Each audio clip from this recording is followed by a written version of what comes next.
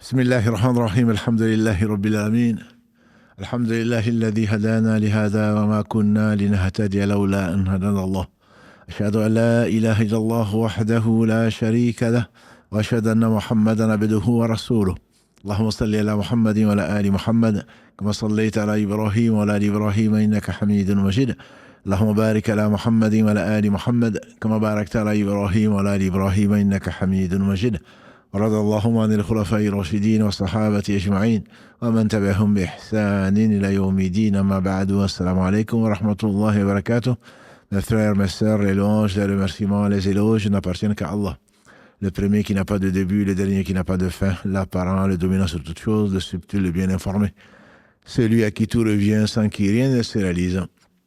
Le miséricordieux par essence et par excellence. Le parfait dans son essence, dans ses noms et attributs et dans tous ses actes qui oscillent d'une part entre sa bonté et sa bienveillance, sa miséricorde et d'autre part sa justice, elle basée sur son omniscience et sur sa sagesse. Nous le louons donc, nous revenons vers lui repentant, nous lui demandons protection contre les conséquences de nos péchés, et lui se lancer les nombres et les tendances de l'âme, et l'âme ordonne certainement le mal, hormis celle à qui Allah fait miséricorde. Celui qui Allah guide, nul ne sera l'égaré. Celui qui est privé de sa guidée, tu ne le trouveras ni ici, ni ailleurs, un guide. J'atteste donc qu'il est le seul digne d'adoration. J'atteste de la perfection de cet être seul digne d'adoration. J'atteste de la miséricorde qu'il a manifestée en envoyant au meilleur moment, le meilleur des hommes que la terre a porté. Je veux nommer Mohammed ibn Abdillah, qu'Allah bénisse ce prophète, sa famille, ses compagnons, et tous ceux qui les auront suivis dans le droit chemin, le même chemin qu'il a tracé à tous les prophètes sans exception, et nous fasse l'honneur d'en faire partie. Bienvenue donc mes sœurs, mes frères, dans ce jardin du paradis, et live du lundi donc, que nous avons appelé l'islam au quotidien. Voilà, donc peut-être le live préféré de beaucoup d'entre vous. Et aujourd'hui, Inch'Allah, le programme est riche. On va commencer par le dernier quiz, au moins sur la zakat, Inch'Allah, le dernier quiz, et dont la correction sera suivie, Inch'Allah, d'un sujet que Karim, qu'Allah le bénisse, appelle donc la question de la semaine. Et ensuite, on va prendre vos appels. Donc, n'insistez pas, ne commencez pas à appeler maintenant, puisqu'il n'y aura pas donc d'appel avant 21h. Tentez votre chance, si on peut dire ainsi. Les questions écrites prendront, comme on l'a dit la semaine dernière, seront privilégiées, parce que beaucoup d'entre vous, soit par pudeur, soit par manque de connexion, soit à cause pour des raisons logistiques, n'arrivent pas à appeler, donc on privilégiera, Inch'Allah, leurs questions. On va commencer donc par ce quiz donc sur la zakat. Vous avez été 841 personnes aujourd'hui, à cette heure-ci en tout cas, à répondre à ce dernier. Donc on sent effectivement que la zakat est un sujet beaucoup moins connu. J'aurais presque envie de continuer à faire des quiz dessus pour qu'on apprenne encore plus. Et alhamdulillah, certains d'entre vous, comme Aïcha ou d'autres, sont très très intéressés par le quiz. Donc, alhamdulillah, c'est un moment privilégié et une méthode de choix pour réviser ou apprendre notre religion. Donc, les 5 premières questions ont été assez mal comprises, ou en tout cas mal traitées, entre guillemets. La première question: quand les fruits et les grains sont issus de l'arrosage naturel, l'eau de pluie, le taux de zakat est de 1/10, 1/20, 1/40, je ne sais pas. Donc vous avez été quand même une majorité relative à 39% à dire que c'est 1/10. Effectivement, c'est 1/10. Ça me paraît même logique, puisqu'on n'a pas utilisé de moyens techniques, ni d'efforts, ni de moyens financiers pour arroser donc ces arbres et ces vergers. Par conséquent, c'est 1/10. Donc c'est 1/10 de la récolte qui est consacrée à cela. Deuxième question qui va dans le même sens: quand les fruits et grains sont issus de terres arrosées par des sources ou canaux, c'est-à-dire on va aller chercher de l'eau, il y a de l'effort, il y a de l'investissement parfois pour amener l'eau. Allah subhanahu wa ta'ala, sa miséricorde, te dit de ne pas, donc ce n'est pas 1/40 certes, mais c'est 1/20 au lieu de 1/10.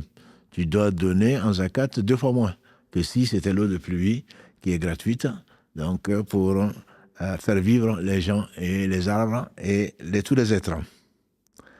Troisième question: dans quelle sourate trouve-t-on l'imposition des grains Donc, et fruits, ça, je me doutais bien sûr que la réponse n'allait pas être très facile. Et donc, on vous a proposé Al-Baqarah, Al-Maïda, la table servie. On peut penser que les grains et fruits pourraient ressembler à de la table servie. Et non, ce n'est pas le dessert. Vous avez été 16% à dire que c'est la table servie. Non, c'est bien Naam 6, c'est le verset donc 141 de la sourate 6, donc qui est la sourate en fait, les bestiaux. Ça ressemble un peu aussi à la table, puisque là on parle des bestiaux que l'on mange donc à table. Mais là c'est An'am 6, verset 141. Et vous avez été très nombreux, 44%, à dire que vous ne savez pas. Et ce n'est pas une honte. Au contraire, c'est signe de modestie, de crainte d'Allah subhanahu wa ta'ala, de ne pas dire sur une imposition, ne pas dire sur ce qu'Allah a révélé, ce que l'on ne sait pas.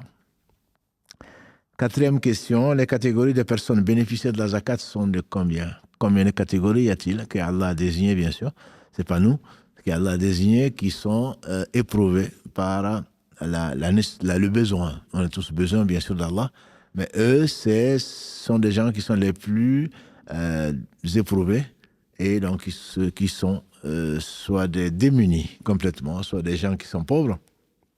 Et en général, on parle de 50% de leurs besoins qui n'arrivent pas à satisfaire.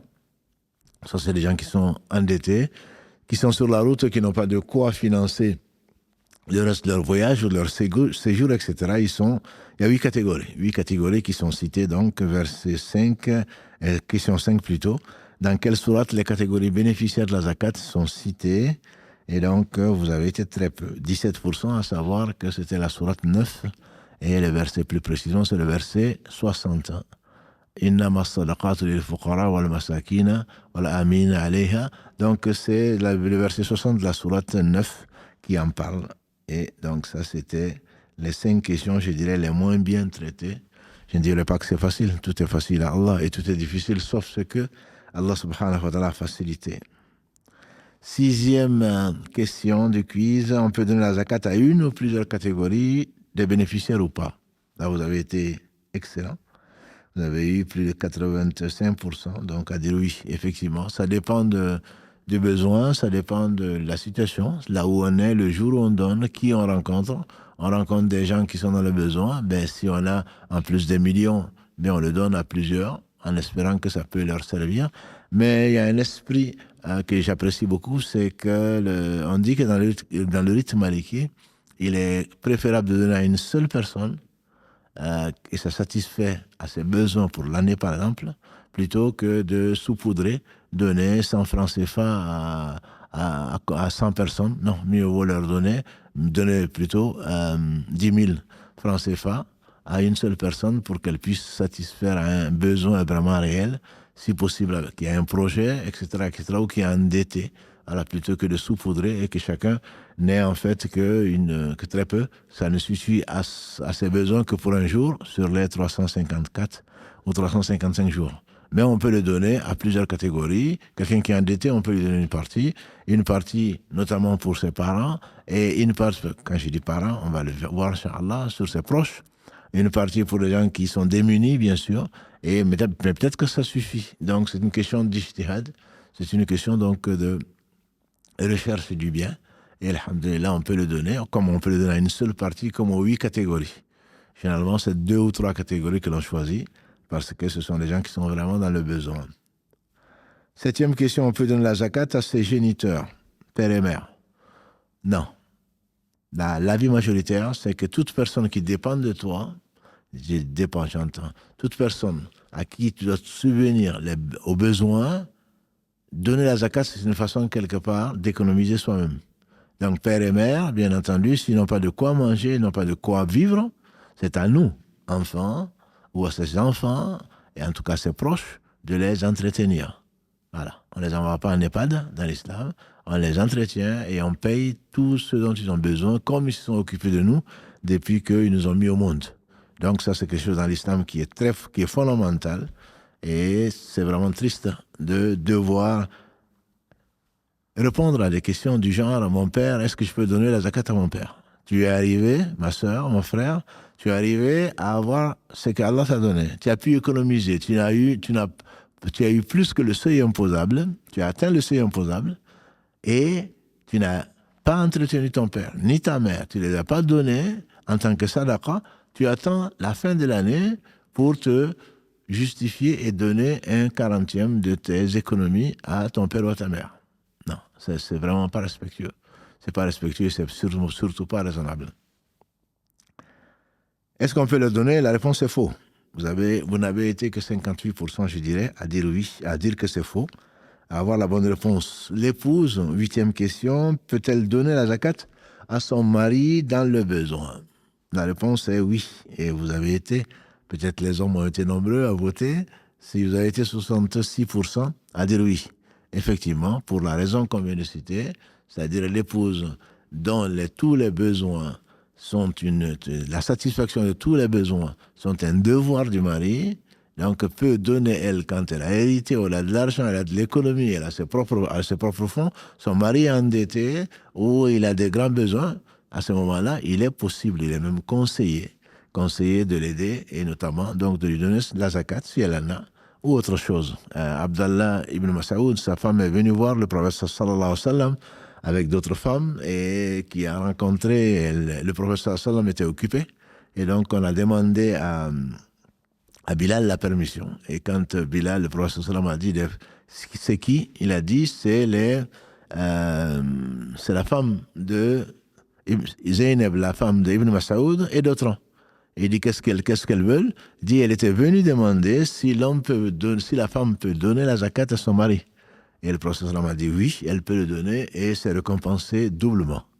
Donc, bien sûr, il n'a pas à lui imposer un taux, il n'a pas à diviser comme... Bien sûr, c'est un contrat.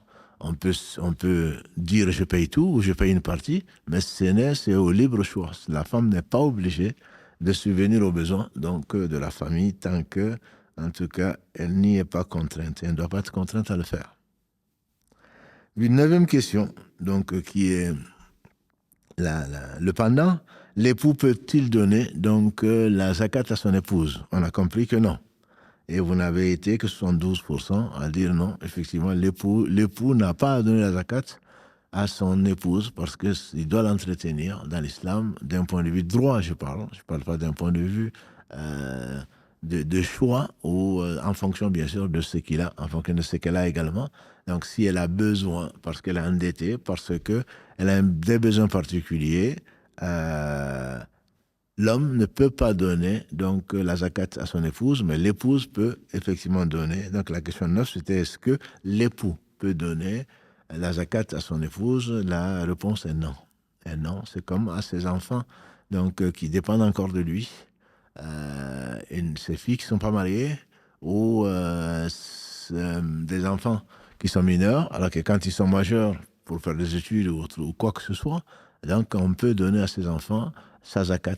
Et j'espère que ce sera doublement récompensé quand ce n'est pas une obligation. Par contre, les enfants ne peuvent pas donner leur zakat donc à leurs géniteurs, comme on l'a vu tout à l'heure. Dernière question. Les habitants du lieu de résidence, des résidences sont prioritaires pour bénéficier de la zakat?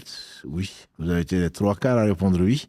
Effectivement, c'est les Chafi'ites, par exemple, quand on envoie de la zakat quelque part, la zakat n'est pas valable. C'est-à-dire c'est un 3e pilier de l'islam. La zakat ne serait pas valable pour eux. Il faut donner la zakat sur place. À partir du hadith de Mu'adh ibn Jabal, radiallahu ta'ala anhu, quand le professeur l'a envoyé au Yémen, il dit, il y a Mu'adh, tu vas voir les gens du livre. Tu vas rencontrer des gens du livre. C'est-à-dire, à l'époque, le Yémen était habité par des gens qui étaient de confession chrétienne. Et il dit, la première chose à laquelle tu vas les inviter, c'est qu'ils attestent que Allah seul mérite l'adoration. S'ils l'acceptent, informe-les que Allah a imposé 5 prières de jour comme de nuit. S'ils l'acceptent, dis-leur que Allah a imposé à leurs riches, pour leurs pauvres, de s'acquitter de la zakat.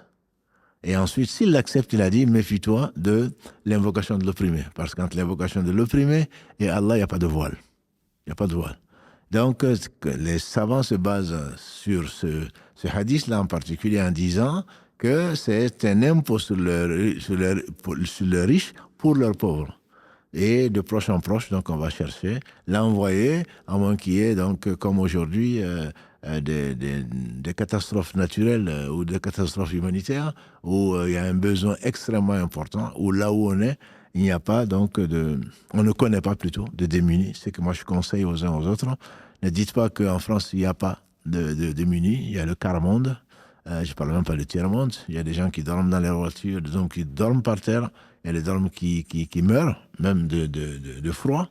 Et donc, quand on peut, il faut leur venir en aide. C'est un devoir. Et je dis qu'il y a péché de non-assistance à personne en danger dans l'islam. Tout ce que nous faisons quand nous rencontrons des gens qui sont dans le besoin ou qui craignent pour leur vie ou autre chose, Allah nous met sur leur route et on sera interrogé dessus. Qu'est-ce qu'on a fait? D'ailleurs, un très beau hadith que l'on trouve ailleurs, dont l'explication ou l'équivalent est dans la Bible. Allah dira au jour du jugement dernier, mon serviteur, j'avais faim et tu ne m'as pas nourri. Et l'homme dira, mais Allah, comment tu peux avoir faim, toi qui es le Seigneur du monde? Il dit, mon serviteur un tel avait faim, si tu l'avais nourri, tu m'aurais trouvé à côté. Oh, mon serviteur, j'étais malade et tu ne m'as pas traité. Et bien sûr, le serviteur va étonner, comment Seigneur du monde, tu peux être malade? Il dit non, j'avais un serviteur, un tel qui était malade, tu ne l'as pas visité. Tu l'aurais visité, tu m'aurais trouvé à côté. Oh, mon serviteur, etc. Voilà, donc il y a péché de non-assistance à personne en danger dans l'islam. Quand on peut faire, quand on voit, il n'y a pas de hasard. Je passais par là et puis j'ai vu quelqu'un qui était attaqué. Non, Allah t'a envoyé pour lui porter secours. J'ai vu quelqu'un qui allait se noyer, ben je passe, parce qu'il n'y a personne. Voilà, donc moi j'ai peur de me noyer. Si tu sais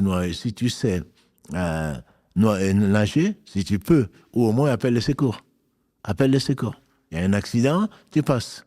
Non, tu dois t'arrêter, essayer de sauver la personne. Si tu peux, surtout si tu ne peux pas, n'interviens pas. Pour ne pas aggraver son cas, appelle, au moins signale l'accident. Appelle les secours, si tu peux. À ce moment-là, tu auras, Inch'Allah, il se peut qu'Allah t'inscrive comme si tu avais sauvé l'humanité entière. Voilà donc les principes de l'islam.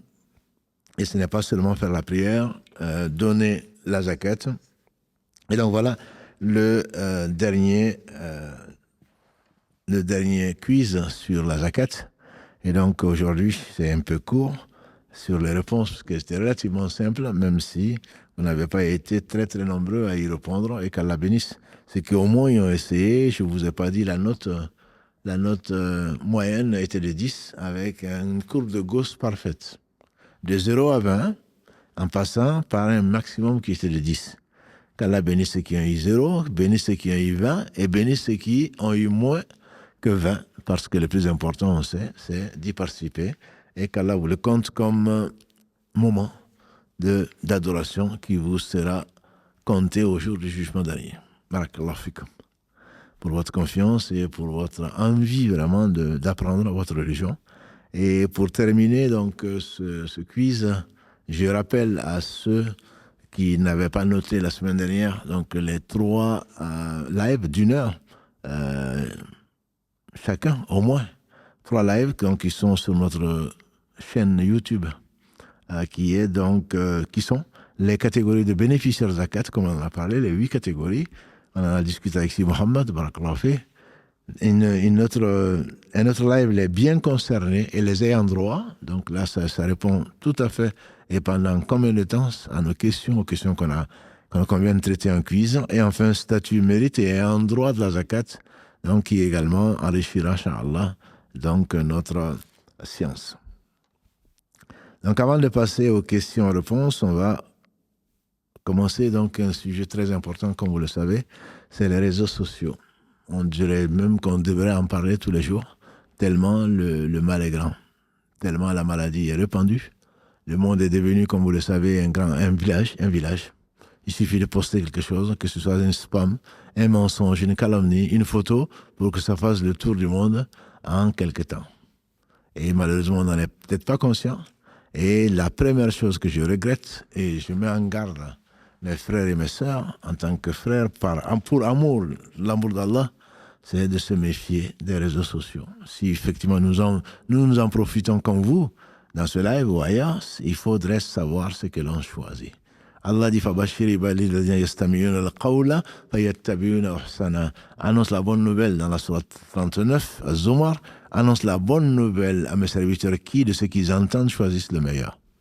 Donc on n'est pas là dans un monde de consommation comme malheureusement c'est, et partout. Partout, pas seulement en Europe, en Amérique, en Afrique c'est pareil. En Océanie, j'imagine que c'est pareil. Et donc on est devenus des consommateurs. On jette, on consomme, on jette, et puis en fait c'est notre vie qu'on est en train de jeter. C'est notre vie qu'on est en train de gaspiller. Et ça, ce temps il n'y a pas mieux que le temps. Le temps qu'Allah t'a confié. Et on a dit qu'à 60 ans, tu n'as que 20 ans en réalité pour travailler, entre guillemets, tout le reste, 20 ans à dormir, et avant l'adolescence, et tout le reste. Donc c'est vraiment très, très, très précieux qu'Allah bénisse notre temps. Et le temps, c'est la vie. Donc il y a énormément de problèmes, d'abord dans les familles. Moi, je dirais d'abord dans les familles. Beaucoup, aujourd'hui, avant d'épouser donc son compagnon ou sa compagne, quand j'ai assisté en tout cas à des discussions, c'est une des questions récurrentes, c'est quels sont tes rapports avec les réseaux sociaux?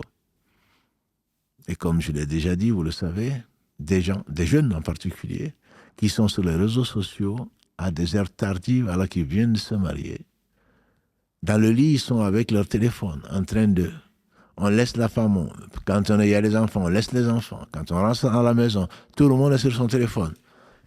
Et on n'a plus rien à se dire, parce qu'on s'est tout dit, ou presque, et avec d'autres personnes, surtout. Et on parle, y compris dans la mosquée, y compris partout dans la rue. Tu passes, quand l'avion atterrit, vous le savez très bien, la première chose, on a l'impression, avant même que le commandant de bord donne la permission d'ouvrir le téléphone, ça y est, les gens, ils ont le téléphone dans la main. Et quand on traverse, ils se font écraser parfois, ils ne voient même pas la voiture arriver, le téléphone. Pour quelle raison? Avant de finir la prière, on fait le iqama. Et je le dis souvent, on fait le iqama. Ça veut dire que la prière est imminente. Les gens sont en train de finir, soit de regarder leur message, soit d'en envoyer. Comme si après ça, ils vont mourir. Et c'est ce qui est vrai. Et malheureusement, j'espère qu'on ne va pas mourir dans cet état-là. Pour traverser le trottoir, c'est pareil. Et le mari parle, l'épouse parle, le mari n'écoute pas. Le mari parle, l'épouse n'écoute pas. L'enfant n'écoute pas. Le père n'écoute pas. Dans des familles, en rentrant, tout le monde est sur son téléphone. Presque le salon plein. Et ça, c'est vraiment une mauvaise habitude. Et comme c'est une drogue, une vraie drogue, je suis critique aujourd'hui, mais peut-être qu'en rentrant, peut-être que je vais faire pareil.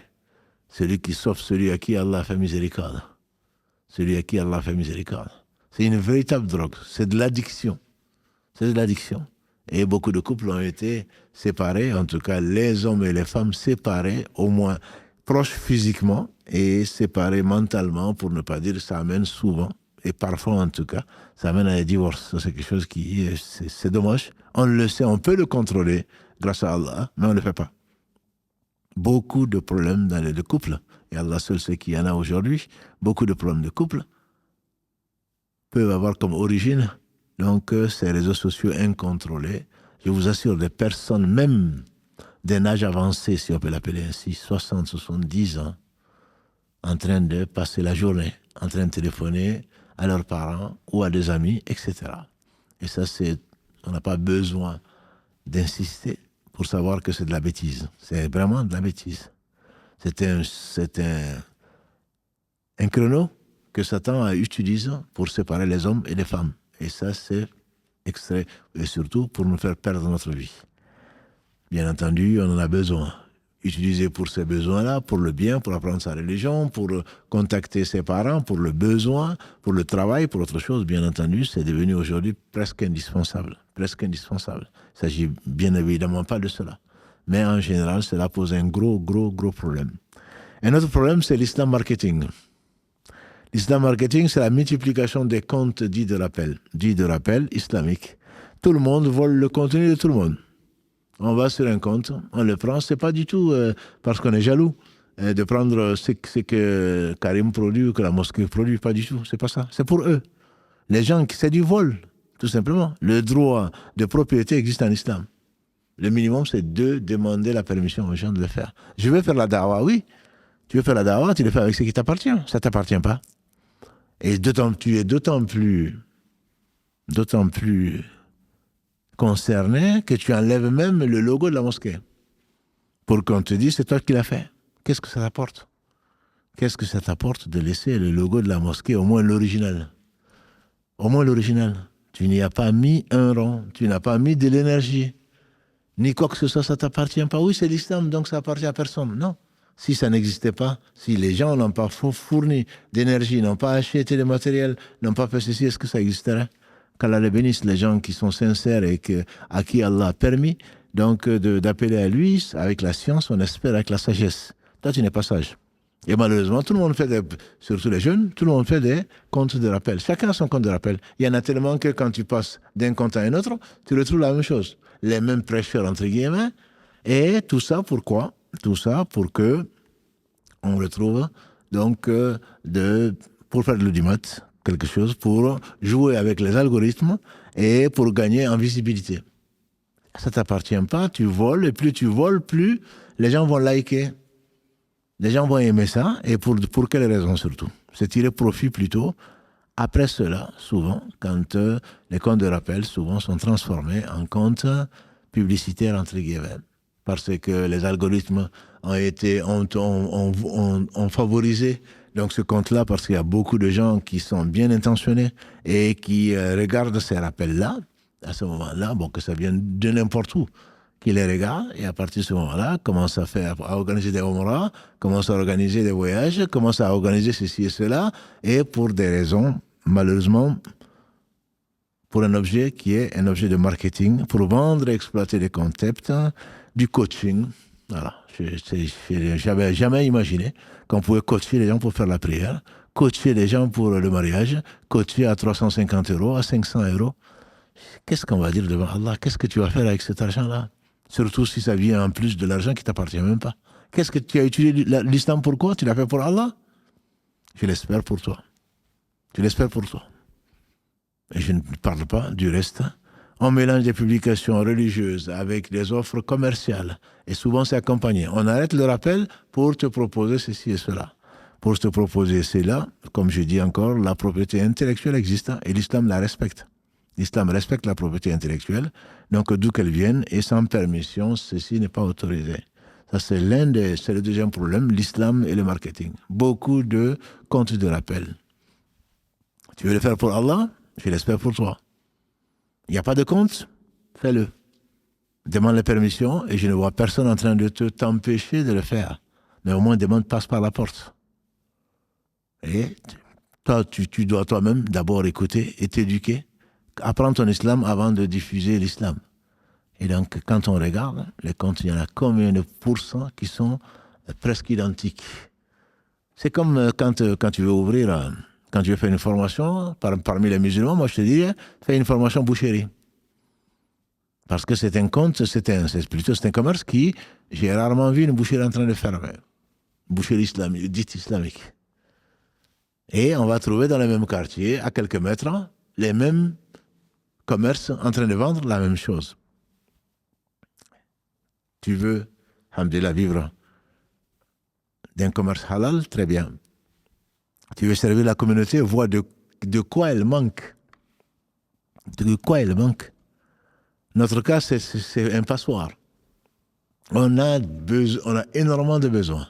Au lieu de réfléchir un peu, trouver quelque chose où tu seras original, où tu vas apporter quelque chose aux gens, non, tu vas reproduire, faire la même chose. C'est pas très intelligent.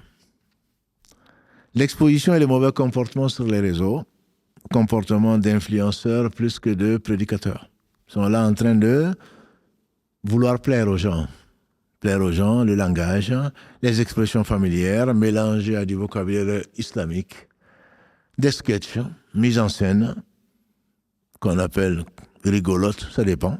Pour qui? Pour plaire et attirer les jeunes. Et c'est cela donc la cible. Sujet sérieux, pris sur un ton humoristique qui frôle parfois même le fait de sortir de la religion. Les gens en rigolent, ils rigolent de tout. Et donc ça les intéresse. Est-ce que c'est le comportement de celui qui veut apprendre? Est-ce que... Qui les suit? Toi, tu veux apprendre? Peut-être à l'origine. Mais ensuite, tu veux rigoler? Eh bien, il y a beaucoup d'endroits, beaucoup de façons de rigoler.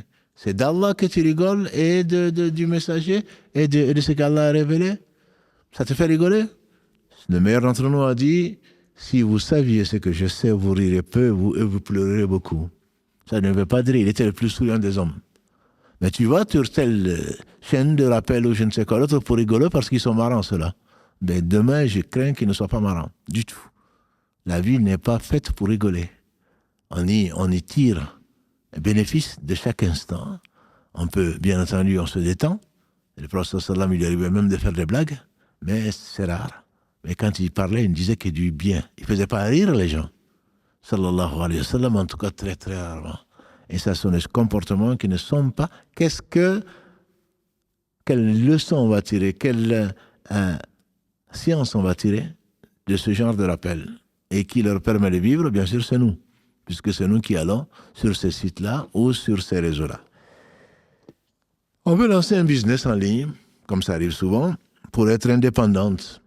On ne sera jamais indépendant. Allah seul est indépendant. Mais il y a des règles à respecter, surtout d'un point de vue si tu veux vendre des choses que tu appelles islamiques. Je pense au hijab, je pense à d'autres choses.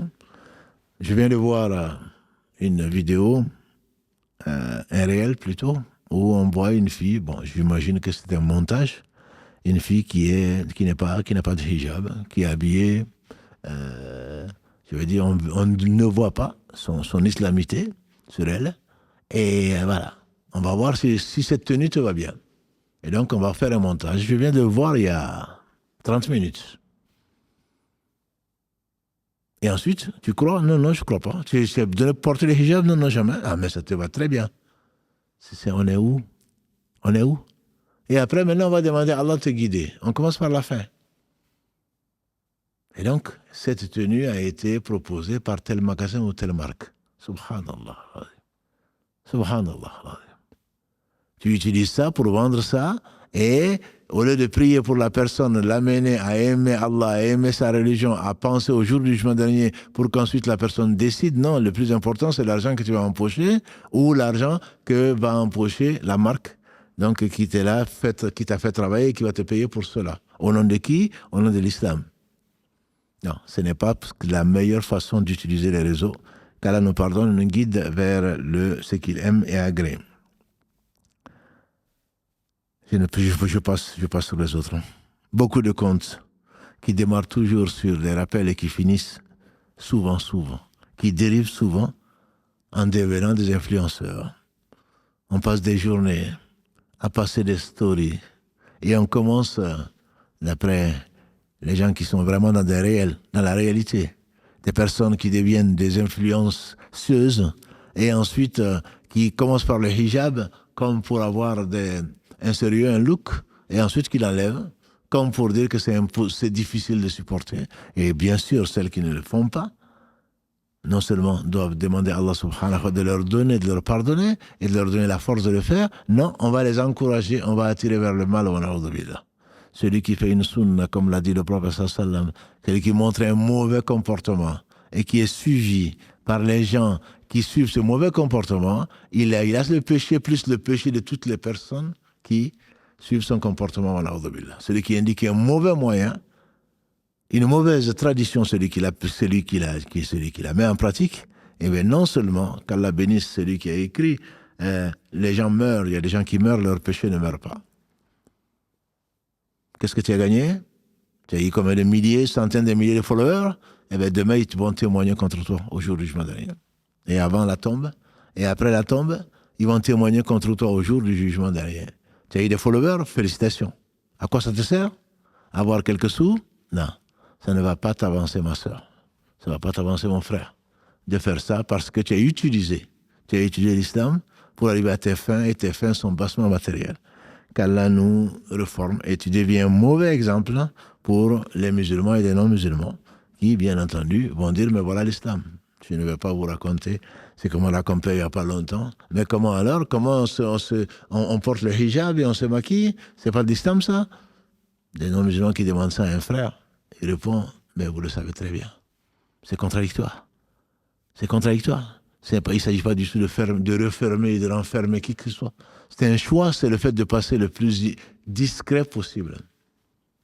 le moins aperçu possible.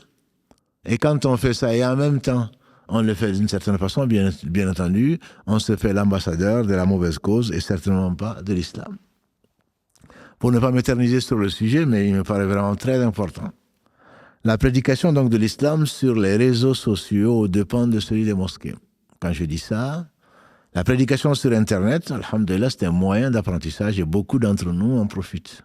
La preuve, c'est que vous et moi, on a un rendez-vous avec Karim, barakallahu fi, 3 fois par semaine, de 21h à 22h, parfois jusqu'à 23h, comme le lundi. Et donc on apprend, alhamdoulilah, on partage. Samedi, on partage vraiment l'islam. Lundi, on répond à des questions. Et mercredi, on s'adresse à nous-mêmes. On fait une introspection et on essaye de voir comment est-ce qu'on peut s'améliorer, améliorer nos comportements sur la base de la révélation. Donc c'est un moment agréable, en tout cas qui doit l'être, et qu'on espère, alhamdoulilah, comptera pour nous. Le problème, c'est, après on a désacralisé l'apprentissage. Autant les gens faisaient des milliers de kilomètres pour aller apprendre, autant aujourd'hui avec Google, mais tant mieux, tant mieux. Le problème, c'est que qui enseigne? Qui enseigne? Il n'y a même plus On apprend à n'importe quelle tenue. Entre-temps, quand on a le temps, en 2 minutes, on consomme. Comme j'ai dit au début, on consomme rapidement. Ah non, je change de chaîne. Non, celui-là, il ne m'intéresse pas, etc., etc. On ne s'assoit pas, on n'a pas la patience d'attendre la réponse qui viendra peut-être après. On ne réfléchit même plus, comme on a déjà dit les lundis. Ah non, on a discuté. Et puis, on a divergé. Et quel est le point de vue de l'islam? Non, ce n'est pas comme ça. On apprend d'un point de vue islamique, tu apprends, la science est la meilleure des choses qu'Allah te donne. Si tu apprends et tu donnes, quand tu as compris, tu expliques, tu pratiques et tu expliques. Et ce n'est pas moi je crois ça et moi je pense à ça. On sera interrogé sur tout ça. C'est pour cela que je vous demande de prier pour nous, pour qu'Allah nous fasse rentrer au paradis sans nous demander des comptes, parce que en demandant des comptes, vous voyez combien on s'expose, et surtout nous. Manque de considération et de respect envers les imams, harcèlement de questions et thèmes traités comme on commande un plat à emporter. Ah mais est-ce que vous voulez pas traiter ça? Et ça alors? Ben si vous ne le traitez pas, en gros, je vais aller voir ailleurs, quoi. Ah moi c'est ce qui m'intéresse. Non, tu ne veux pas apprendre l'islam. Ce qui t'intéresse, c'est tes passions. Est-ce qu'on peut justifier ceci? Si la question... la réponse ne correspond pas à tes passions, alors tu vas aller chercher ailleurs. Ou tu vas insister et tu vas discuter sans preuve avec des gens qui ont passé un peu de temps à apprendre et qui, en théorie, savent ce qu'ils enseignent. Il faut craindre Allah. Il faut craindre Allah. Et c'est la science qui amène ça. C'est la science qui amène ça, qu'Allah nous pardonne. Les gens donc se comportent parfois avec des commentaires, c'est pour cela que Karim se plaint souvent, et Mohamed Adda aussi. On répond à toutes les questions. Ça, on a souvent insisté dessus. Quand vous êtes en live en particulier, quand vous êtes là, c'est pour apprendre. Ou alors, ça ne te plaît pas, tu n'es pas d'accord, tu changes. Tu éteins ou tu passes à autre chose. À répondre aux questions des gens, tu prends une responsabilité qui n'est pas la tienne. La personne ne t'a pas posé la question. Si elle est devant, elle est dans la même famille, elle pose une question à une personne ou à des personnes qui sont censées répondre. Imaginons que ces personnes ne savent pas, à la limite, je peux comprendre. Mais au moins, ne réponds pas aux questions à la place des gens à qui c'est posé. Et ça, c'est une très mauvaise tendance. Et le fait de le faire ne t'honore pas du tout. Tu crois que tu es en train de montrer aux gens, peut-être que tu sais, en réalité, tu exposes un côté sombre de ta personne, c'est-à-dire que tu veux t'exposer. Qu'Allah nous préserve et nous reforme. Les lives, voilà, à 5, à 6, à 10, voilà, on discute. On fait des lives, c'est de plus en plus fréquent. D'après ce qu'on me dit, c'est de plus en plus fréquent. C'est ce qui est le plus écouté. Ah, moi je crois ça. Non, je ne suis pas d'accord. Tu n'es pas d'accord avec quoi? Tu n'es pas d'accord avec l'islam?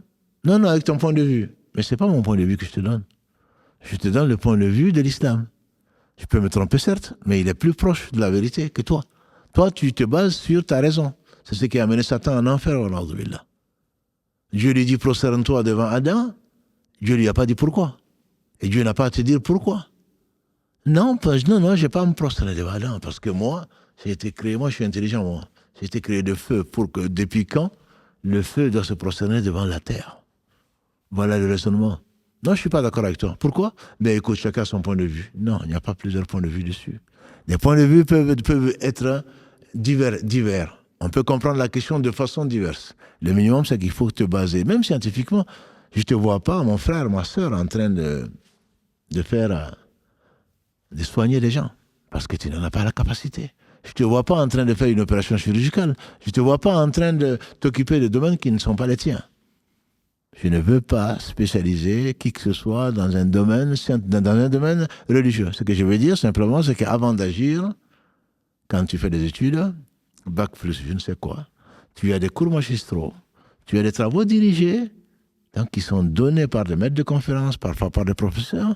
Tu as des travaux pratiques pour te faire toucher du doigt la réalité et pour vraiment que tu réalises ce que ça veut dire. Et tu as des exemples. Et c'est après tout cela que tu es diplômé. Et après le diplôme, tu es en stage. Toujours avec des gens qui sont formés.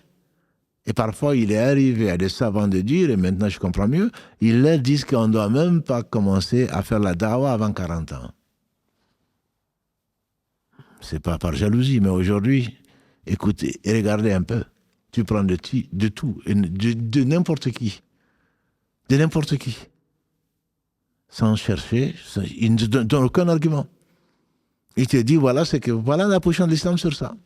J'en ai rarement vu et entendu, y compris à la télé, parler du christianisme, sans être prêtre, ou spécialiste, ou historien. Parler du judaïsme, je n'en ai pas vu. À la télé ou ailleurs, en train de parler d'une science ou d'une religion, sans en être le spécialiste. Quant à l'islam, on invite celui qui fait rire, ou alors on invite son copain, ou on invite celui quand on sait que son point de vue est le plus loin de celui de l'islam, mais celui qui nous arrange. On l'invite pour cela. Alors que l'on craint Allah subhanahu wa ta'ala, et donc on ne parle pas, bien entendu, ce qu'il faut savoir, c'est que la science, comme le dit quelqu'un d'autre, j'ai appris la science pour la science, et la science, Dieu a voulu que n'apprenne la science que pour Dieu. Ça veut dire quoi? Ça veut dire qu'au début, tu vas apprendre la science peut-être pour te montrer, alors qu'on doit apprendre la science pour enlever son ignorance et aider les autres à se débarrasser de l'ignorance. Plus tu sais, plus normalement tu crains Allah. Comme il le dit dans la sourate 34, verset 28, « Innama yakhsha Allah min ibadihi al-ulama » Seuls les savants craignent réellement Allah, parce qu'ils savent. Même si à l'origine, tu l'as appris pour autre chose, tu finis par l'apprendre pour Allah subhanahu wa ta'ala, et donc tu ne perds pas de temps. La science est la perte de temps, la science est la perversion. Bien sûr, il y a des contre-exemples. Il y a des imams 2.0, il y a des imams qui font la Umrah et qui proposent n'importe qui à n'importe quelle sœur. Et la sœur proprement voit de qui je parle. Et il y a des gens qui abusent, certainement. Mais ce n'est pas des modèles. Ce n'est pas des modèles. Demain, ils seront humiliés, qu'Allah nous préserve de l'humiliation ici-bas et dans l'au-delà. Et donc, des jeunes, très jeunes, hommes et femmes, qui répondent à des questions sans qu'on leur demande. Je dis simplement, les lives ou le reste, c'est pour les personnes qui... c'est un début pour te faire aimer Allah. Et si Allah t'a aimé, ça se verra par ton comportement. Et quant à ceux qui peuvent, les hommes en particulier, aller à la mosquée pour aller vraiment étudier, c'est mieux pour toi. Ne sais-tu pas que le prophète sallam a dit, celui qui quitte chez lui, avec l'intention d'aller à la mosquée pour apprendre, Allah lui accorde un pèlerinage complet et une umrah complète en même temps. Ça, tu ne peux pas l'avoir avec le live, alhamdoulilah. Mais toi qui ne peux pas, où ta prière est meilleure chez toi qu'à la mosquée, on espère chez Allah que tu auras plus que cela. Mais arrêtons un peu d'être des consommateurs, arrêtons un peu de gonfler leur compte en allant les voir parce que c'est rigolo ou je m'ennuie. Non. Si tu t'ennuies, comme je l'ai dit à certains de mes frères et sœurs, envoie-moi un message, Allah, je vais te proposer un programme. Je vais te proposer un programme. La vie est trop courte. Elle est trop courte pour s'ennuyer. Elle est trop courte pour perdre son temps. Elle est trop courte pour passer son temps en train de rigoler. Et ça, c'est un message de quelqu'un qui, j'espère, qui vous aime pour Allah subhanahu wa ta'ala et que Allah soit témoin. Que le conseil qui a été donné, ce n'est pas pour que vous restez toujours sur la chaîne. Non, c'est pas du tout ça. C'est que la chaîne doit nous permettre d'être mieux. Et vous êtes nombreux, walillahi alhamd, à dire que ces émissions vous ont changé la vie. Si c'est vraiment le cas, alors il faudrait qu'on change réellement. Qu'on change réellement et que c'est Allah soit son agrément soit notre objectif. Que l'au-delà soit notre but à atteindre et qu'on ne regrette que le fait de n'avoir pas encore profité de ce monde en investissant pour l'au-delà et pas le fait donc de rester, de s'occuper ou pour ceci ou pour autre raison. Qu'Allah subhanahu wa ta'ala nous guide vers le mieux. Il ne s'agit pas du tout, je l'espère en tout cas, ce message qui a été un peu long, mais fait exprès, puisqu'il a été préparé, alhamdoulilah, et on l'avait promis également qu'Allah bénisse les personnes qui ont participé à la préparation donc, de ce cours exposé de 20 minutes, voire plus, parce que c'est important. Ce n'est pas important pour seulement ce soir, ce n'est pas pour vous inviter à rester sur le live de la mosquée, c'est simplement pour que cela nous serve de leçon et que demain, au jour du jugement dernier, cela nous profite à vous comme à nous. Barakallahu fikoum pour votre patience et nos excuses anticipées si quelqu'un a pu se sentir blessé ou pas. Subhanakallah wa hamdika, ashhadu an la ilaha illa anta, astaghfiruka wa atubu ilayk. Voilà, donc maintenant, Inch'Allah, on va passer à la troisième partie, on dira maintenant, de ce live, à savoir les questions écrites et les questions orales. Peut-être qu'on va commencer directement par les questions orales. Karim, s'il y a des... Donc, on va commencer par les questions écrites. Des choses qui ont rapport donc directement d'abord avec l'adoration, notamment avec la prière. Lors du soujoud, demande-t-on, on ne doit pas demander des choses en dehors des doigts préconisés par le Coran? C'est une question, bien sûr que non. On doit demander à Allah tout ce qu'on veut. Lors du soujoud, effectivement, si tu es francophone ou non arabophone, je peux comprendre que tes doigts soient limités au hadith et au verset du Coran. Allah a résumé tout ce dont tu as besoin. Comme on a dit, le verset 201 de la sourate Al-Baqarah, que nous connaissons tous, sans savoir peut-être que c'est un verset. Rabbana atina fi dunya hasana, wa fil akhirati hasana, wa qina adhaban nar. Il a été dit que le prophète sallallahu alayhi wa sallam, c'était peut-être l'invocation la plus usée, la plus usitée, ou la plus utilisée du prophète sallallahu alayhi wa sallam. Seigneur, donne-nous une belle part dans ce bas monde, une belle part dans l'au-delà et préserve-nous du châtiment de l'enfer. Celui qui a belle part dans ce bas monde, il a cette foi, il a cet amour d'Allah, il a cet amour des œuvres qui rapproche de l'amour d'Allah subhanahu wa ta'ala, il est heureux dans ce bas monde avant l'au-delà. Et celui qui a bien sûr le bien dans l'au-delà, il a l'agrément d'Allah, Allah le préserve et lui fera miséricorde, il a tout en fait. C'est la concision du discours et qui peut être plus concis, qui peut dire mieux que le Allah subhanahu wa ta'ala. Et le prophète sallallahu alayhi wa sallam souvent a demandé, a détaillé parfois contre la tristesse, contre la pauvreté, contre la faiblesse, contre ceci et cela. Tu ne peux pas demander plus. Si tu peux apprendre, c'est mieux. Si tu peux te contenter de cela, c'est mieux. Et c'est pour cela que je conseille vraiment de laisser encore une fois la paresse de côté et d'apprendre des chansons. On les a apprises en anglais, en chinois, en n'importe quelle langue. Ça nous a, parce que ça flatte l'orgueil et ça flatte les passions. On le fait. Et quant à apprendre un verset ou apprendre une invocation qui te servira pour l'éternité, on est très peu enthousiaste pour cela. Mais ce n'est pas une obligation, mon frère. Ce n'est pas une obligation, ma soeur. Tu peux demander ce que tu veux à Allah. Si tu penses que Allah aurait oublié ou le prophète sallam aurait oublié des choses qui t'intéressent. C'est possible. Si tu ne connais pas cette invocation, tu peux le faire. Mais comme la question qui suit, est-ce qu'on peut demander en français ou dans une autre langue, dans la prière, pour les Malikis par exemple, où beaucoup de personnes, notamment qui vivent en Afrique, se disent Maliki sans savoir ce que c'est.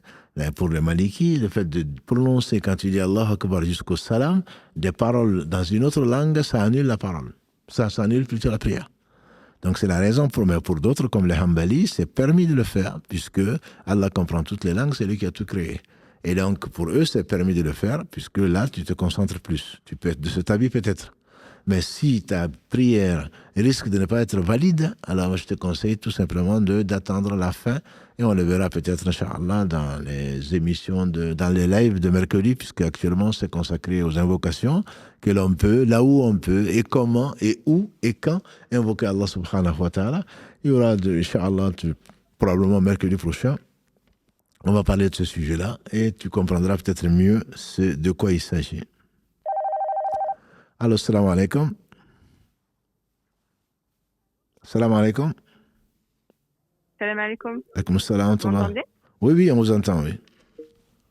Oui, salam alaikum. Déjà, Salam je alaikum. tenais à vous remercier pour tout ce que vous faites. Barakallahu Ça vous fik. accorde le plus haut degré de paradis, Amin, barakallahu sans fik. jugement, à vous et toute votre équipe. Amin, Je barakallahu sais ce que fik. c'est, je travaille dans l'audiovisuel et je sais quelle énergie que ça prend. Et, Alhamdulillah.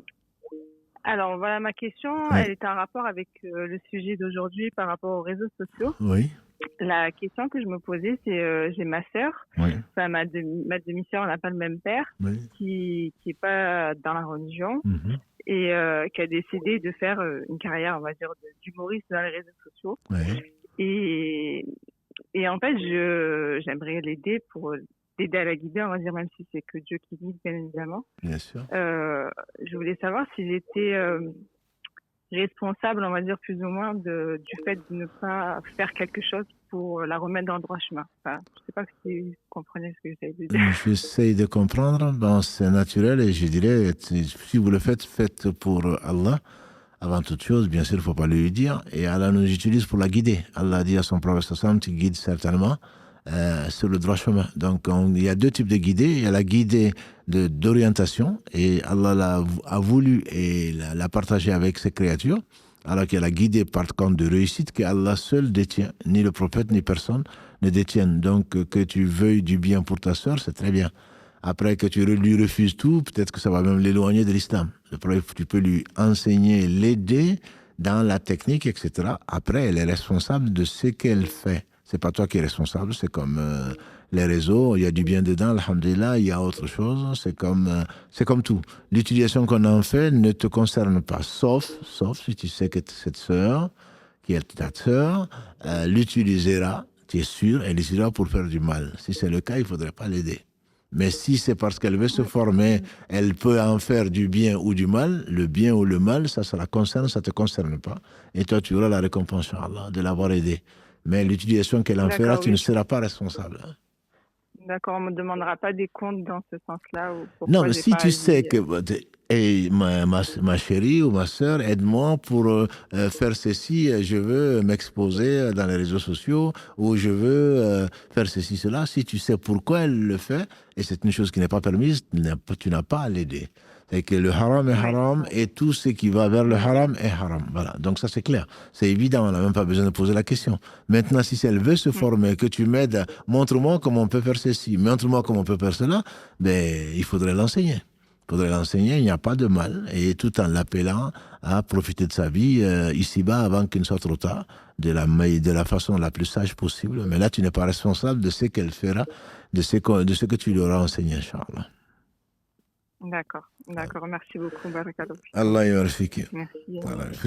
À bientôt. Au revoir. Salam alaikum. Une question donc en rapport la zakat sur l'argent prêté depuis plus d'1 an. Je pense qu'on en avait parlé, mais en tout cas, on pourrait en reparler. L'argent, par rapport à la zakat, il y a 5 avis. 5 avis que je connais. On va prendre 2 avis seulement. C'est l'avis le plus simple, c'est de voir celui à qui tu as prêté cet argent-là. Est-ce qu'il est en capacité de te rendre cet argent si tu lui demandes? Je viens de recevoir, en tout cas de lire et de répondre à un frère qui a écrit, ça fait 6 ans que j'ai aidé quelqu'un. J'ai prêté de l'argent, je ne vais pas rentrer dans le détail. Et puis, il m'a toujours pas payé. Et en même temps, quand je lui demande, il me dit, mais quand je pourrai. Donc cet argent, tu l'as presque perdu. Tu l'as presque perdu, tu ne comptes pas dessus, ce n'est pas ton argent, tu ne peux pas l'utiliser. Par contre, je prête de l'argent à Karim, que j'ai en face, et puis il me dit, ben, je te le rendrai dans 6 mois. Mais si tu en as besoin plus tôt, je peux te le rendre. Cet argent, tu dois le compter avec ton argent, parce que dès que tu en as besoin, tu lui donnes 1 semaine, il est capable de te le rendre. Donc ça, c'est de l'argent que tu peux considérer comme le tien. Donc il y a ces cas de figure-là. Et quand c'est une sadaqa que de retarder la dette ou la créance de quelqu'un qui est en difficulté. Quelqu'un qui emprunte, c'est que normalement il est en difficulté. Je dis bien normalement, parce qu'il y a des gens qui empruntent parce qu'ils nous prennent pour ce qu'on n'est pas. Mais s'il est en difficulté et tu vois vraiment qu'il a des difficultés à rembourser, tu es même capable, alhamdulillah, de lui laisser ça. Mais ce n'est pas une obligation. C'est une sadaqa de retarder donc son prêt. Et même ça te sera compté comme cela. Et même de le lui laisser, ce sera encore mieux pour toi. Par contre, quelqu'un que tu sais qu'il a, qui peut le payer, qui ne veut pas le payer, il faut l'obliger à le payer parce que c'est une injustice. Il est endetté, il va faire la Umrah. Je ne sais pas si la personne qui a écrit m'entend. Il est endetté, il change de voiture. Il est endetté, il fait je ne sais quoi d'autre. Non, celui-là, soit il se moque de nous, soit alors il ne craint pas Dieu, ou les deux. Donc celui-là, il faut l'obliger, ne serait-ce que pour son éducation, à comprendre que les gens ont des droits et qu'il risque de payer et qu'il doit payer ce qu'il doit aux gens. Et ici-bas, il faudrait l'obliger à le faire si on peut. Sinon, il le paiera certainement dans l'au-delà. Tout ça pour dire quoi? Pour dire que si cet argent-là est avec quelqu'un comme ça, il ne faut pas le compter. Par contre, si c'est quelqu'un de fiable, on peut espérer que la personne, Inch'Allah, va nous le rendre dès qu'elle peut. Et dans ce cas-là, effectivement, c'est mieux, disent les savants, de le compter dans son argent. Wallahu a'lam wa a'lam. Allô, salam alaikum. Wa alaykoum salam. Vous m'entendez? Oui, on vous entend. Pas très fort, mais je vous entends. Ouais. Alors déjà, merci de nous donner l'opportunité de pouvoir poser des questions. C'est très utile quand on ne sait pas vers qui se diriger. Alors, ma situation est la suivante. Je suis étudiante dans une école d'ingénieur et pour mon cursus, je dois faire un stage à l'étranger. J'ai passé un entretien avec une agence de publicité, donc à l'étranger. Cette agence de publicité fait des pubs d'un peu de tout, des produits normaux comme des pubs pour des événements LGBT ou autres. Et en fait, cette agence m'a acceptée. Et donc, je me pose la question, est-ce que, sachant que ce n'est pas un stage rémunéré, donc je ne serai pas payée, mais je recevrai une bourse. Donc, je me demandais s'il est licite pour moi de travailler et si c'est l'argent de la bourse que je vais recevoir sera un argent haram ou autre. Si vous posez la question, c'est que vous avez des doutes. Il est clair, comme on l'a dit tout à l'heure, le principe, c'est que tout ce qui conduit au haram est haram. Ça, c'est clair.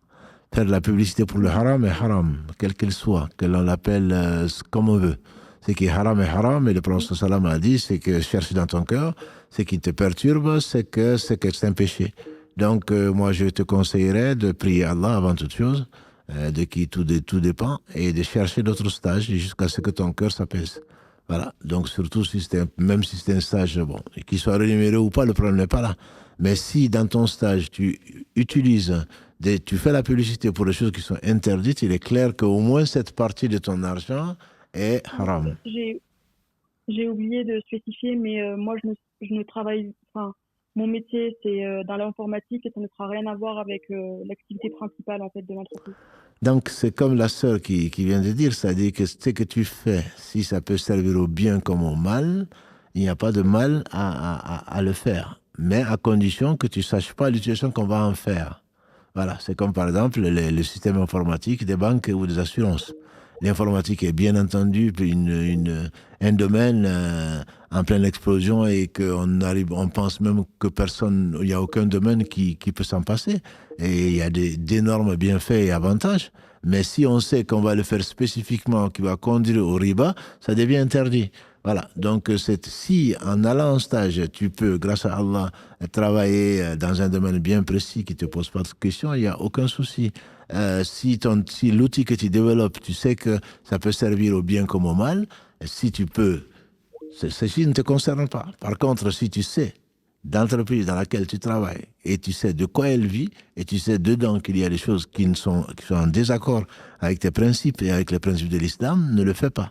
Ne le fais pas, cherche un autre stage et celui qui abandonne une chose pour Allah, Allah subhanahu wa ta'ala lui donne mieux. Ça, c'est un hadith dont on doit se rappeler. On n'a rien abandonné pour Allah sans que Allah nous donne mieux. Et on a l'impression parfois qu'on n'a pas le choix. En réalité, on a vraiment le choix. Donc, il faut prier Allah, il faut chercher. Il se peut que même les stages il se peut que les stages te retrouvent, entre guillemets, assises alors que tu n'as même pas demandé. Donc, il faut vraiment faire confiance à Allah et éviter de se rapprocher de ce qu'Allah n'aime pas. Ok, merci beaucoup. Barakallahu fik, ma soeur. C'est super gentil. Allah yarfik. Salam alaikum. Alaikum salam. Salam alaikum. Peut-on faire les askar du matin avant l'entrée du Fajr? Je dis ça parce que c'est pas la première fois si j'ai sélectionné la question, c'est pas la première fois qu'on me pose la question. Azkar, c'est la période de zikra. Zikra, donc, c'est le rappel d'Allah. Le prophète alayhi salam nous a enseigné avant de rentrer aux toilettes, en sortant, avant de se laver, avant de manger, en sortant de chez soi, en rentrant chez soi, etc. Donc, dans toutes les occasions qu'on doit se rappeler Allah. Les meilleurs d'entre nous, on sait. On a toute une série qui est venue, la série du mercredi, avant juste celle qu'on vient de commencer sur l'invocation, qui est consacrée, donc, 10 épisodes sur les azkar, donc sur le rappel d'Allah, le bienfait, les mérites, etc., etc. Donc, le prophète alayhi salam nous a dit le matin et le soir. Le matin est considéré comme depuis le lever de l'aube jusqu'au lever du soleil, c'est-à-dire l'heure du Fajr. Et le soir, pour la vie majoritaire, c'est depuis l'Asr, la prière, donc l'après-midi, jusqu'au coucher du soleil. Il nous a conseillé donc des invocations qui, si on les faisait, Allah bénit notre journée ou notre nuit, et voire plus. Donc, on les appelle l'invocation du matin et du soir parce qu'on les fait le matin après le Fajr.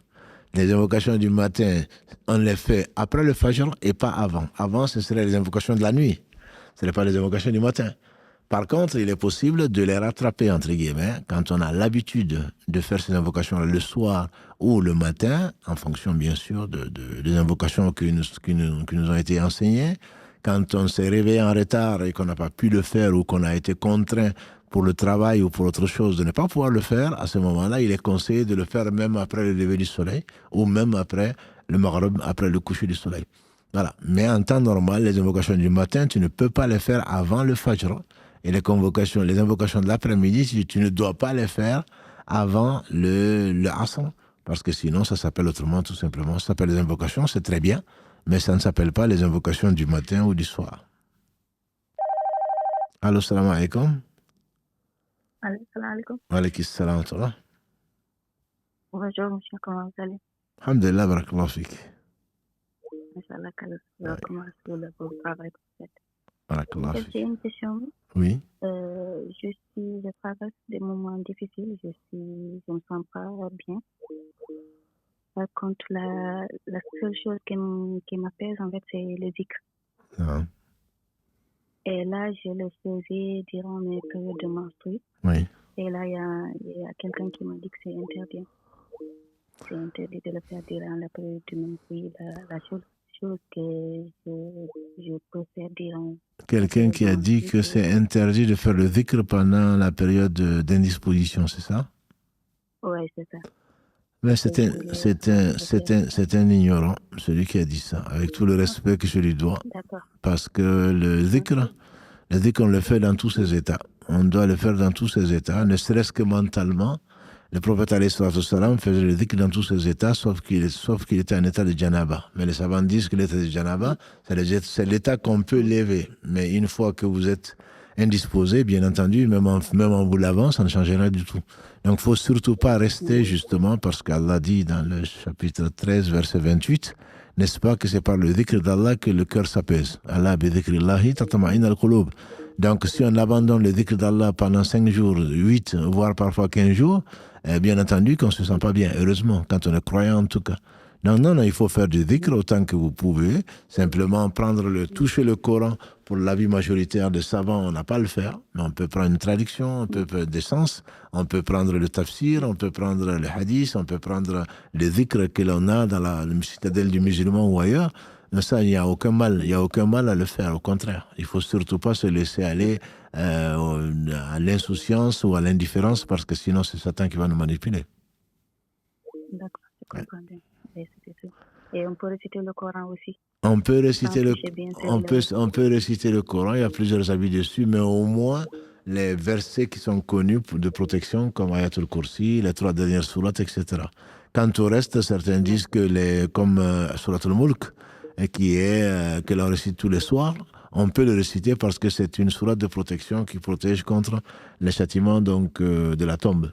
Donc, c'est des choses qu'on est habitué de le faire, son wird, si on peut l'appeler ainsi, on peut le faire. Voilà. D'accord, merci beaucoup. Barakallahu fik. Barakallahu fik. Salam alaikum. Mercredi, le cheikh nous a dit que notre cœur était absent pour la prière. Les invocations, comment faire pour que notre cœur soit présent. Le cœur, c'est le khushu'. Le khushu', c'est le fait de réfléchir, de comprendre et de méditer sur le sens. Le Coran a été révélé sans aucune discussion pour être certainement lu, pour être récité, mais pour être compris et pour être mis en pratique. Donc quand on a conscience qu'on est devant Allah subhanahu wa ta'ala, on doit, et c'est la question qui suit, on doit essayer de se concentrer au maximum. Satan n'a d'autre but que de nous éloigner d'Allah et du dhikr d'Allah. C'est pour cela qu'Allah a interdit la consommation du vin. Dans le verset 90 de la sourate 5, Allah en parle. Satan n'a pas d'autre but que de nous éloigner de la prière et du dhikr d'Allah subhanahu wa ta'ala. Donc quand on est en prière et que le cœur n'est pas là, ça veut dire quelque part qu'on n'est pas en prière. Et le prophète sallam nous a dit, chacun d'entre vous gagne sa prière la moitié, le tiers, le quart jusqu'au 10e. Voilà. Et donc quand on dit Allahu Akbar, Satan est bien, Khanzab, c'est le nom du diable qui vient, pense à ceci, pense à cela, pense à ceci, pense à cela, au point que tu ne sais même pas si tu as fait comme un raka. Donc pour effectivement se prémunir contre ça, le prophète sallam a dit, quand on prie seul au moins, de se retourner légèrement, A'udhu billahi minash shaitanir rajim, et celui qui a rapporté le hadith, il a dit je l'ai fait et Allah me l'a éloigné. Voilà, le prophète sallam ne parlait pas de lui-même. Donc on demande protection auprès d'Allah subhanahu wa ta'ala quand on réalise qu'on n'est pas présent vraiment dans la prière. Et par conséquent, Allah qui a promis de répondre aux invocations va certainement, tu dis A'udhu billahi minash shaitanir rajim, il cherche protection auprès d'Allah contre Satan le lapidé, Allah va te l'accorder. Il te l'a promis, donc il va te l'accorder. C'est le prophète sallallahu alayhi wa sallam qui te l'a dit. Donc si ça ne marche pas, c'est parce que c'est nous qui nous disons sans cœur. Et il y a bien entendu les efforts à faire, de se recentrer. Si on a divagué, on est sorti, on essaye de revenir dans la concentration dans la prière et on demande à Allah de nous aider, notamment au travers de l'invocation que le prophète sallallahu alayhi wa sallam nous a enseignée. Allô, oui? Allô? Allô? Assalamu alaikum, vous m'entendez? Wa alaykum salam wa rahmatullah, oui, on vous entend, oui. Très bien. Tout d'abord, merci déjà pour ce que vous faites, qu'Allah vous préserve, vous et Karim. Amen, amen. Ainsi que vous. J'avais une question. Oui. Merci. Barakallah aussi. J'avais une question. En fait, je suis amenée des fois à regarder des vidéos islamiques ou autres et à prier dans la cuisine. Mm-hmm. Et je voulais savoir si c'était autorisé en islam parce qu'il y a l'évier. Du coup, je ne sais pas si je suis dans mon droit de prier là-bas ou pas. Les salles d'eau sont des salles ou des salles sales, et surtout les salles d'eau, les canalisations, c'est là où on trouve souvent Satan, là où il habite, ainsi que sa généalogie et sa progéniture plutôt. Et donc, on en a un chacun, où est-ce qu'on soit, il nous poursuit, la distance qui nous sépare est proportionnelle à notre foi. Donc, les salles d'eau, il faut les éviter. Prier dans une salle d'eau, il faut l'éviter. La plupart des savants déconseillent de le faire. Dans une salle d'eau, c'est déconseillé, mais ce n'est pas interdit. C'est pas interdit. Donc, si tu as un autre endroit pour prier, c'est mieux. Mais sa prière est valide. Elle est valide. Et entre parenthèses, je l'ai déjà dit, probablement, si tu es dans la cuisine, etc., fais attention de ne pas verser de l'eau chaude dans les tuyauteries.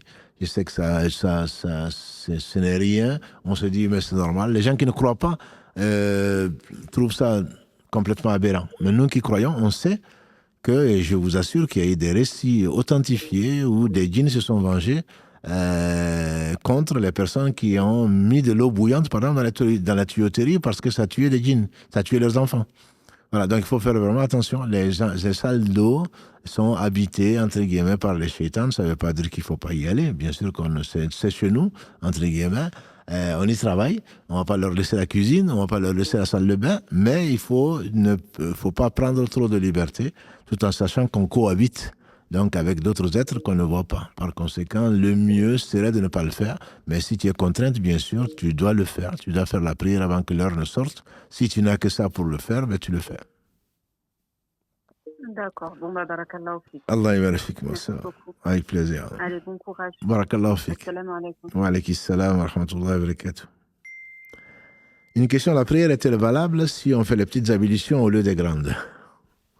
S'il n'est pas possible de faire les grandes, est-ce que les petites suffisent ou est-ce que le péché de prière, ou est-ce que ce péché de prier, j'imagine quand même? Non, la prière, on doit la faire. On doit la faire absolument. Et c'est pour cela que le Seigneur des mondes, le miséricordieux, a permis quand on n'a pas de l'eau, ou qu'on ne peut pas toucher l'eau, ou que l'eau elle va aggraver la maladie. Allah subhanahu wa ta'ala nous permet, on a déjà vu dans les versets de la sourate 4 et noté également de la sourate 5, où Allah nous permet donc de faire le tayammum. Le tayammum étant la lustration pluvérale ou ce qu'on appelle les ablutions sèches. Quand on n'a pas d'eau, qu'on ne peut pas, et ça remplace à la fois les petites ablutions et les grandes ablutions. Quand on n'a pas d'eau et qu'on est en état de janaba, les petites ablutions ne suffisent pas.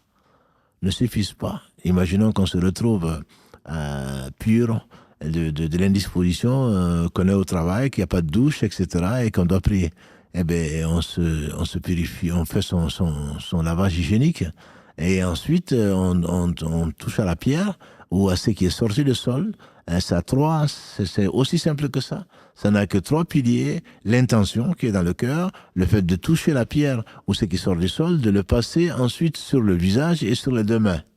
Et pour être sorti des divergences, on retape à nouveau et on le passe donc sur les mains. On le tape sur le visage d'abord et ensuite on tape et on le passe sur donc la main droite, pas par la main gauche, et la main donc droite qui passe sur la main gauche. Donc ça, et c'est terminé. Donc en 15 secondes, c'est fait et on fait sa prière. Par contre, à la place de la prière, à la place plutôt des grandes ablutions, quand on fait les petites ablutions, la prière est invalide. Elle est invalide, je ne connais pas de divergence dessus. Si on parle de petites et de grandes, c'est bien parce que à certains moments, après l'indisposition, après des rapports intimes, après l'éjaculation dans le sommeil ou en état de veille, il faut faire les grandes ablutions. Voilà, donc ce sont des conditions dont pour lever l'impureté, on ne peut pas, les petites ablutions ne suffisent pas. Voilà donc pour cette question. Allô, salam alaikum. Alaikum salam. Comment allez-vous, cher? Alhamdulillah, barakallahu fik. Merci beaucoup. En tout cas, je vais répéter tout ce que les autres disent, mais merci beaucoup, beaucoup, infiniment. Allah yabarak. Jazakallah khairan. Vraiment, vous n'avez pas idée du bien que vous nous procurez. Et le simple fait de se dire, on a un rendez-vous lundi, on va quand même poser nos questions à Cher. C'est quand même une très, très grande opportunité. Barakallah fik. Barakallah fik, ma sœur. J'ai une question, Cher, une question de principe. Oui. Jeudi dernier, en fait, on est parti. Ma responsable au travail nous a invités. Oui. Et quand elle nous a invités dans un restaurant, moi je ne savais pas qu'elle avait réservé un restaurant dans une brasserie. Uh-huh. Et au moment de l'invitation, moi j'ai dit que je ne mangeais pas dans un restaurant où tout n'est pas halal, et où il y a l'alcool à côté. Et ça a mis mal à l'aise toute l'équipe parce qu'on était à peu près 5 ou 6 personnes.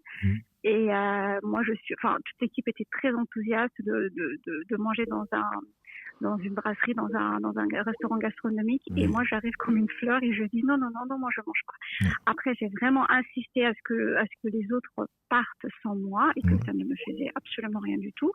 Mais pour faire plaisir à tout le monde, la responsable, elle a dit non, on va chercher un restaurant qui te plaît. Et moi, j'ai dit je mange halal et il faut que tout le restaurant soit halal ou rien.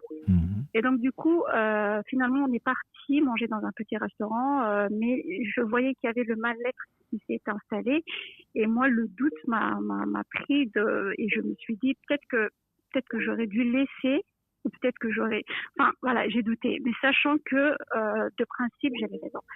Est-ce que j'ai le droit de refuser dans des invitations comme ça, et est-ce que c'est autorisé en islam de manger quand même du poisson dans un restaurant qui a de l'alcool et qui fait du porc aussi?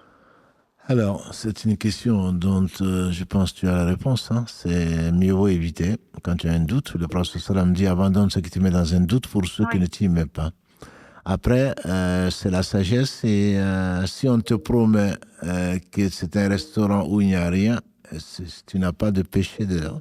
Et même si on te donnait de la viande du porc en te disant que c'est de la viande de veau, si tu en mangeais, à la limite, ils vont peut-être en rire parce qu'ils pensent avoir blagué ou avoir mangé, t'avoir fait manger du haram. Ce que tu manges sera halal, donc il n'y a pas de souci. C'est tout souci qui t'a animé est un très bon souci, il faut le garder toujours. Et si tu peux éviter tu peux éviter ce qui est douteux, certainement tu feras partie, Inch'Allah, des meilleurs. Après, quand on se rapproche du douteux, forcément on se rapproche de l'interdit. Voilà. Donc, se manger, si tu es contrainte je dis bien contrainte, normalement, et répondre à une invitation, dans l'islam, c'est une obligation, sauf quand c'est quelque chose d'interdit. Donc, rester à table avec quelqu'un qui boit, ça fait partie des 10 choses que le prophète a citées dans le même hadith, causant la malédiction des personnes. Donc, je pense qu'il faut éviter autant que faire se peut, et éviter d'amener une atmosphère effectivement insupportable, lourde. Bon, ce n'est pas ta place, à mon avis, n'est pas indispensable. Même si on regrette, mais mieux vaut ça plutôt que d'aller être là en faisant la tête toute la soirée ou toute l'après-midi, juste parce que tu es contrarié. Mais si tu es contrarié, tu n'as qu'à ne pas venir. Ça se comprend. On essaie de justifier, on essaie d'expliquer, mais bon, il est clair qu'on ne peut pas faire comprendre si Allah n'a pas permis qu'on fasse comprendre. Donc, on doit être de la meilleure composition, la bienveillance la plus totale. Mais on ne peut pas non plus chercher le plaisir, à faire plaisir aux gens dans la désobéissance à Allah, ça c'est clair. C'est ça. Non, c'était pas mon intention. Mais en fait, ce qui m'a un petit peu mis le doute et mal à l'aise, c'est que les autres, ils étaient vraiment très contents de manger dans un restaurant gastronomique et j'avais l'impression d'avoir gâché, en fait, ce moment de plaisir qu'ils attendaient tant. Et je me suis dit, subhanallah, peut-être qu'ils vont me jeter l'œil ou je sais pas, j'ai un peu douté. Non, le problème, bon, les restos gastronomiques, j'imagine que ça va être très bon. Nous, on attend le premier plat du paradis qui est le foie de poisson. Ce sera plus que gastronomique. Donc, on n'est pas frustré. En tout cas, c'est ce qu'on attend et la promesse d'Allah est vraie. Donc, on prie Allah subhanahu wa ta'ala de nous compter parmi les habitants du paradis. Il faut pas les gêner, il faut pas gêner. À chacun sa religion, à chacun son mode de vie. Et on n'impose pas notre mode de vie à qui que ce soit. Simplement, je pense qu'il faut que les autres aussi nous respectent. Ça, je pense que c'est fondamental. C'est vraiment fondamental. On ne s'impose pas, mais je pense qu'il faut s'imposer à soi-même un certain nombre de... C'est ce qu'on appelle l'éthique. Hein. Si on n'a pas d'éthique, à mon avis, bon, c'est pas du tout méritant, quoi. Voilà. Oui. Merci beaucoup. Allah yarfik, Une dernière petite information. Oui. La dernière fois, j'avais entendu que vous disiez vous allez parler de la circoncision. Est-ce que vous avez déjà parlé ou c'est à venir? L'excision, la circoncision. On a parlé de l'excision. Non, on a parlé d'excision, la circoncision faisant beaucoup moins d'objets de divergence, entre guillemets. Les juifs le font, les musulmans le font depuis la tradition d'Ibrahim alayhi salam. Donc là, c'était surtout l'excision qui fait l'objet de beaucoup de débats. Oui. Donc vous avez déjà parlé de ça? On a déjà parlé, oui. Vous pouvez le retrouver, je pense, sur juste celui de lundi me fait, oui. Lundi dernier, on en a parlé pendant peut-être 20 minutes d'ailleurs. D'accord. Donc vous pourrez le retrouver, Inch'Allah, sur le compte de la mosquée, le compte YouTube de la mosquée, Inch'Allah. Très bien, barakallahu fik. Allah yarfik, ma sœur. Jazakallah khairan. Qui travaille de près ou de loin à l'équipe et à l'émission, qu'Allah vous récompense par le meilleur. Amin, barakallahu fik, ma sœur. Jazakallah khairan. Alaykoum salam wa barakatuh. Salam alaikum Karim, question pour le cheikh. En tant que musulman, doit-on déclarer tout son chiffre d'affaires aux administrations françaises? Eh bien sûr, mon frère, si tu as travaillé, tu es dans un pays, si tu étais en Chine, si tu es n'importe où, si tu étais en Arabie, si tu étais au Maroc ou n'importe où, tu vas les déclarer, j'imagine. Donc non, si tu ne déclares pas, tu tombes dans le mensonge. Si vous avez des fatwas, moi j'en ai pas. Comme quoi il faut mentir, c'est un mensonge, c'est un mensonge. On a insisté peut-être je ne sais pas si c'était peut-être lundi dernier, on a insisté sur le mensonge dans le couple. Karim l'avait d'ailleurs pris comme réel. Un petit mensonge est écrit petit mensonge. Le grand mensonge est écrit grand mensonge. C'est pas parce que c'est le fisc que tu n'auras pas menti. En tout cas, c'est mon éthique. Après, si vous trouvez des fatwas pour dire que non, c'est l'administration française, non, c'est les non-musulmans, donc on peut mentir. Ce n'est pas c'est pas un avis que je partage et que je n'ai pas trouvé, en tout cas, à part de chez des savants de référence. Que pensez-vous des mises en garde? C'est de mode depuis très longtemps d'ailleurs. Les gens qui mettent en garde, j'espère qu'ils doivent mettre en garde, je pense que je suis déjà revenu dessus, en garde contre eux-mêmes et se mettre en garde surtout contre Shaitan. Parce que souvent, ce n'est pas fondé. Si on te vient, si vraiment tu veux du bien pour quelqu'un, et si tu sais que la personne fait ceci et cela, tu dois le lui exposer, le lui expliquer parce que tu dois l'aimer. Alors que là, c'est la haine souvent qui anime les gens. Et ils répètent ce que d'autres disent. Ils sont tous haineux et ce n'est pas du tout le sens de l'islam. Si on voit quelqu'un en train de faire du mal, et on sait que la personne sait et elle continue à le faire, alors on peut mettre les gens en garde contre la personne. Mais penser que la personne fait partie de tel groupe, fait pas partie de mon groupe, fait ceci, il paraît que c'est du mensonge. Le prophète sallam a dit, il suffit de raconter tout ce que l'on entend pour mériter d'être traité de menteur. Voilà. Donc, non, moi j'ai entendu, est-ce que tu l'as vu? Est-ce que tu as vérifié? Non. Allah dit dans la sourate 49, Ya ayyuhalladhina amanu idha ja'akum fasiqun binaba'in fatabayyanu. Oh, vous les croyants, si un pervers vous apporte quelque chose, vérifiez-le. Et ça, c'était un croyant. Alors, on l'appelait pervers parce que la nouvelle était fausse. C'est quelqu'un qui s'était converti, et un groupe, plutôt une tribu s'est convertie. Le prophète a envoyé quelqu'un pour récolter la zakat. Il arrive à mi-chemin. Vous pouvez regarder l'explication d'Ibn Kathir dans la sourate 49, verset 6, je crois. Et il arrive à mi-chemin, ensuite il est revenu trouver le prophète sallam en disant ils ont refusé de payer la zakat. Et le prophète sallam s'est préparé à attaquer la tribu parce qu'elle a refusé de payer l'impôt, qui est une obligation dans l'islam. Et ensuite, Allah subhanahu wa ta'ala a voulu que le prophète sallam soit informé que c'était un mensonge. Et Allah a révélé ce verset entre autres. Donc, répétez tout ce que l'on entend. Les savants disent que, comme s'ils travaillaient à l'INSEE, quel savant le dit? Souvent, il n'y a deux savants que de nom, et encore. Voilà. Donc, moi, je ne suis pas de cette école-là. Je suis assez grand. Je suis responsable devant Allah subhanahu wa ta'ala. J'écoute ce que la personne dit. Si c'est du faux, je quitte. Je ne l'écoute pas, je ne répète pas, et je classe la personne. Si je peux lui écrire, je lui dirai que c'est trompé.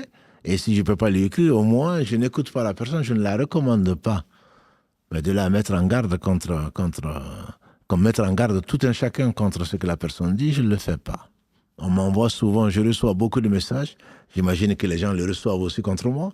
Je reçois beaucoup de messages. Qu'est-ce que vous pensez de celui-là? J'ai dit, je ne le connais pas. Et c'est vrai. Je vous assure, je ne connais pas. J'ai assez de choses à faire. Entre les lives et le reste, et on l'a dit souvent ici, on a plus de commun de, alhamdoulilah, les gens qui ont besoin de connaître, ils sont nombreux. Dans ce live, ailleurs, on a plus de 2000 messages à répondre. Moi, je n'ai pas le temps d'aller surfer sur Internet pour savoir la biographie de tout un chacun. Où est-ce qu'il est né, qu'est-ce qu'il fait, avec qui il traîne. Non, je n'ai pas ce temps-là.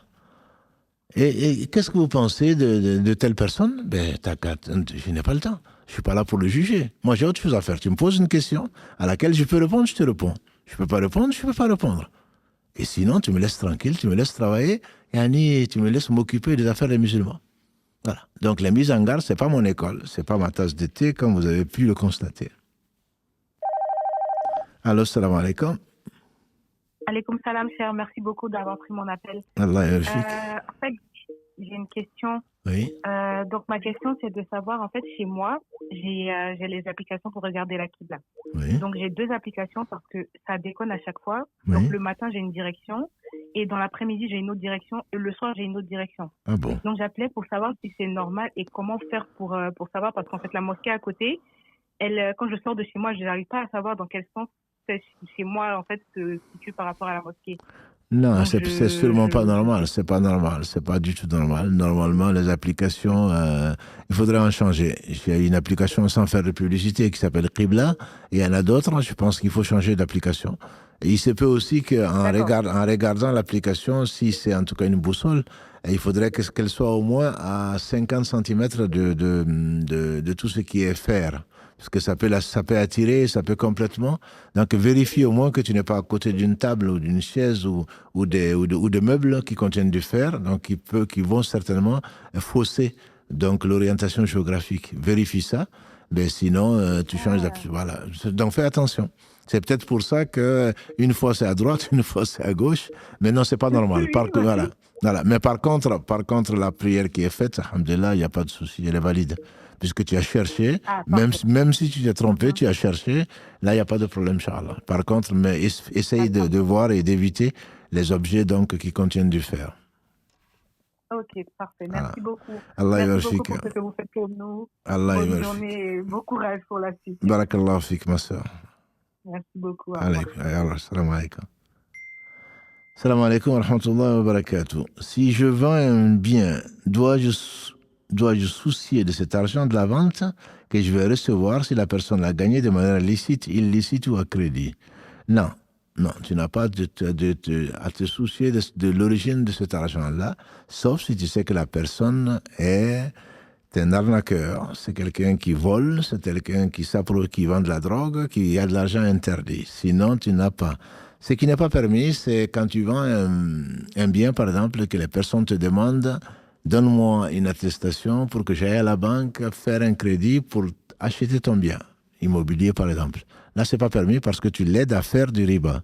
Mais sinon, la personne vient, je te fais un virement, je te donne un liquide, je te donne je ne sais quoi d'autre, tu n'as pas à demander d'où tu sors cela. Nous sommes tous payés, soit pour la retraite, soit pour le travail, soit pour ce que l'on fait. Et l'argent, on n'a pas à s'en inquiéter, bien entendu. Sinon, je pense que personne, même en vivant au Larzac ou dans un désert, on n'a pas d'argent, entre guillemets, ne venant que du fruit du travail halal. Ça, je ne dis pas que ça n'existe pas, ça existe probablement. Mais on n'a pas à contrôler, il ne faut pas nous imposer, il ne faut pas qu'on s'impose ce qu'Allah ne nous a pas imposé. Alors, pouvez-vous nous donner un programme pour une journée parfaite? Voilà, donc on m'a pris au mot et ils avaient bien raison. Donc la journée parfaite, c'est Dieu seul sait. Ce que l'on peut imaginer en tout cas pour une journée, c'est avant tout de se lever, si c'est possible, de se coucher tôt. Ce qui n'est pas mon cas. Ce n'est pas votre cas non plus, puisque il est assez tard maintenant. C'est peut-être la dernière question. Là, il est 22h29. Et donc, de se coucher, en tout cas, dès qu'on peut. Et d'éviter donc de rentrer avec les écrans et tout le reste, etc. De se reposer un peu, alhamdulillah, de se lever au moins, si c'est possible, quelques instants avant le Fajr. Le Fajr, alhamdulillah, au moins à Toulouse actuellement, il est plutôt à 6h50 plutôt qu'à 4h du matin. Donc, en profiter pour se lever au moins pour faire 2 rak'ah. Ensuite, celui qui peut aller à la mosquée, faire ses prières, va les faire. Ça va te ramener jusqu'à 7h, voire plus. Ça dépend de où tu habites, ou tu pries chez toi. En groupe, si c'est possible, avec ta famille. Sinon, tu pries seul. Donc, ensuite, tu restes jusqu'au lever du soleil, qui est actuellement à Toulouse, en tout cas, qui est à 8h16 à peu près. 8h16. Donc, soit tu as un travail et tu travailles, tu n'es pas en télétravail, tu travailles, donc tu es obligé de partir avant. Mais si tu n'es pas obligé de partir avant, tu t'assois, tu fais tes adhkar dont on a parlé tout à l'heure. C'est donc les glorifications d'Allah subhanahu wa ta'ala. Subhanallah, alhamdulillah, la ilaha illallah, Allah akbar, subhanallah wa bihamdihi, subhanallah azim, la ilaha illallah.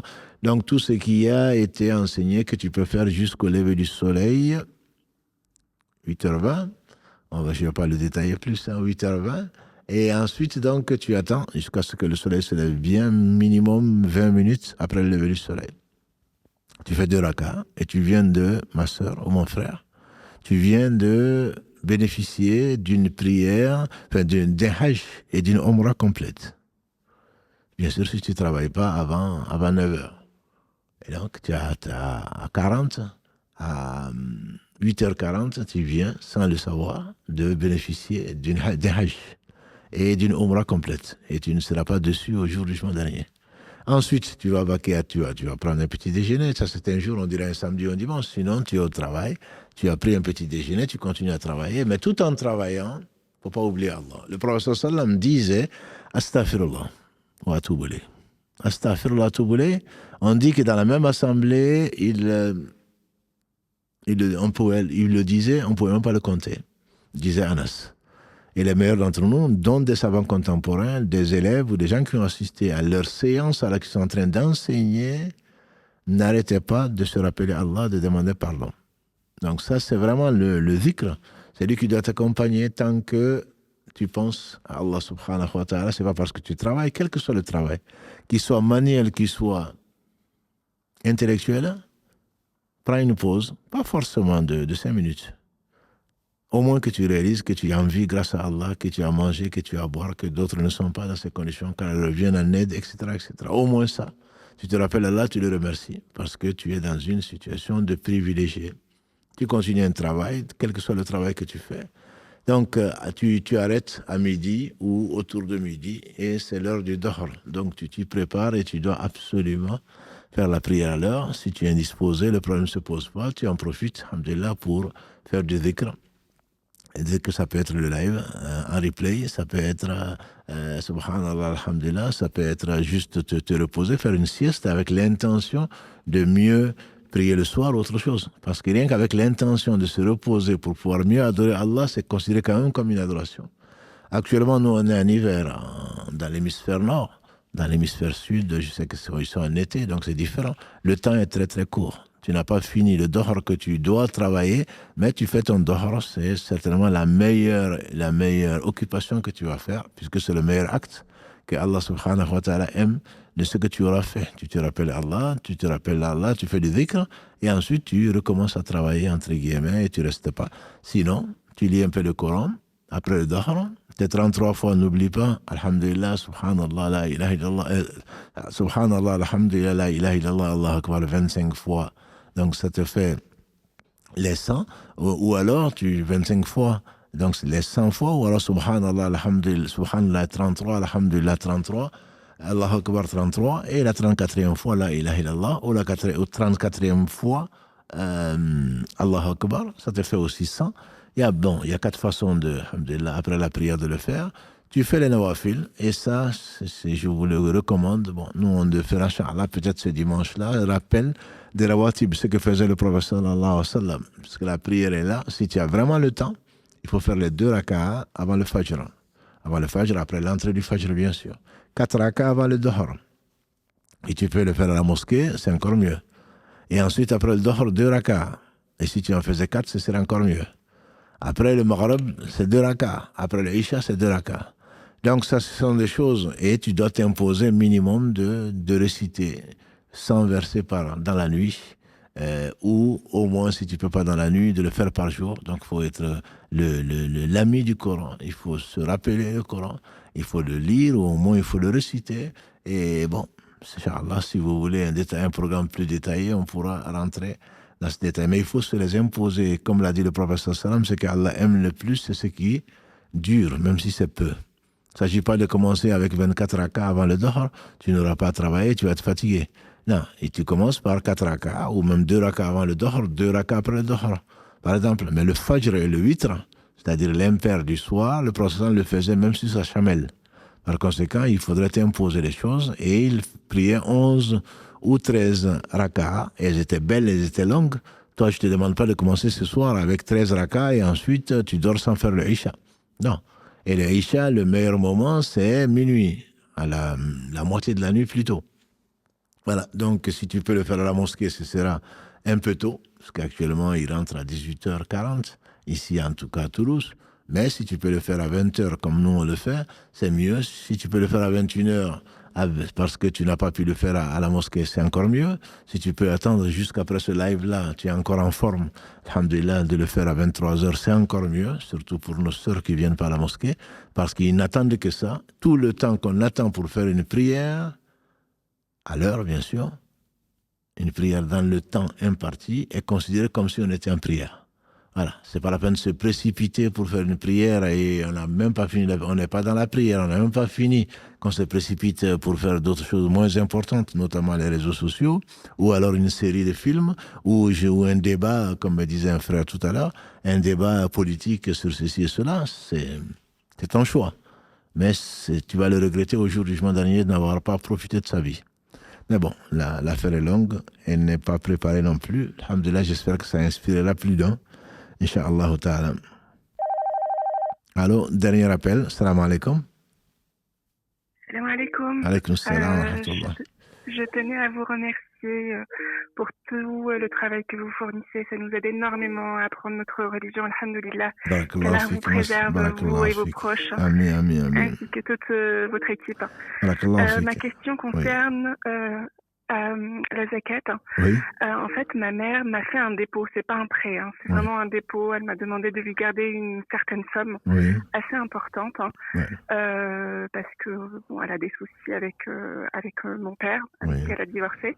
Et du coup, ma question est de savoir qui doit payer la zakat. Est-ce que c'est elle, vu que c'est de l'argent qui lui appartient, ou si c'est moi, puisque du coup l'argent c'est moi qui l'ai actuellement. Alors, c'est sûr que c'est l'une des deux personnes qui doit la payer, pas la payer deux fois. C'est son argent, donc c'est à elle de le payer ou à te dire de le payer. Maintenant, si elle refusait de le payer, alors que tu l'as en dépôt, je pense que tu lui diras quand même que je vais le payer.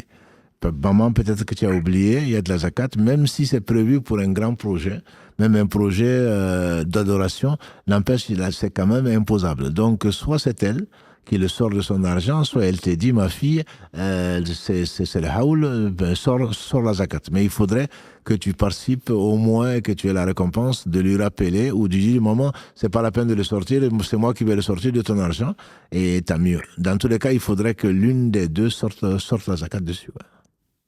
Et ça, chaque année, sur la même somme. Absolument, chaque année sur la même somme, ça arrangerait, entre guillemets. Beaucoup de gens posent la question, je l'ai déjà sorti, donc ce que je vais avoir en plus, je vais sortir dessus. Non, la zakat, justement, c'est pour ne pas thésauriser. C'est-à-dire que si j'avais 40 millions, ben, au bout d'un certain temps, je n'ai plus rien, quoi, ou presque.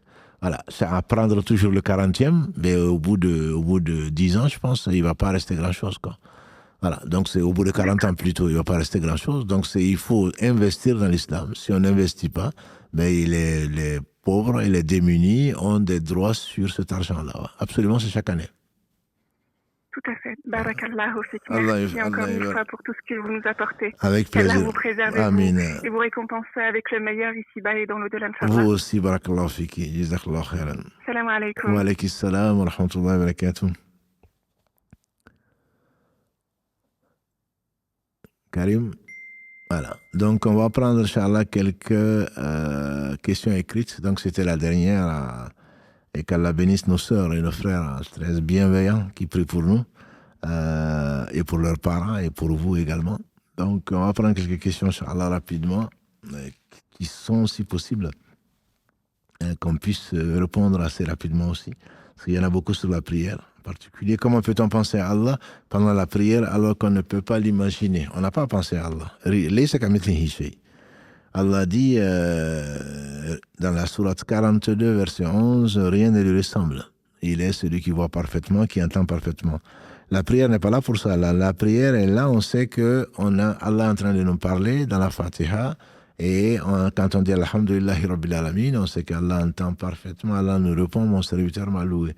Voilà, on se concentre sur le sens des versets et pas sur Allah, bien sûr. Et si on ne comprend pas, on redoute le jour du jugement dernier. Le prophète sallam nous a dit, priez comme si c'était la dernière des prières. Après cela, on allait mourir. Donc, c'est pas sur Allah qu'on se concentre. On se concentre sur les signes d'Allah subhanahu wa ta'ala, le sens des versets. Si on peut pleurer, on pleure. Si on ne peut pas pleurer, on fait semblant de pleurer, on s'efforce plutôt de pleurer, et si ce n'est pas le cas, on pense à ce qu'on va dire à Allah subhanahu wa ta'ala au jour du jugement dernier, on pense pour tous les péchés, ou une partie en tout cas des péchés qu'on a fait dans ce bas monde, et si Allah ne nous pardonne pas, on est perdu.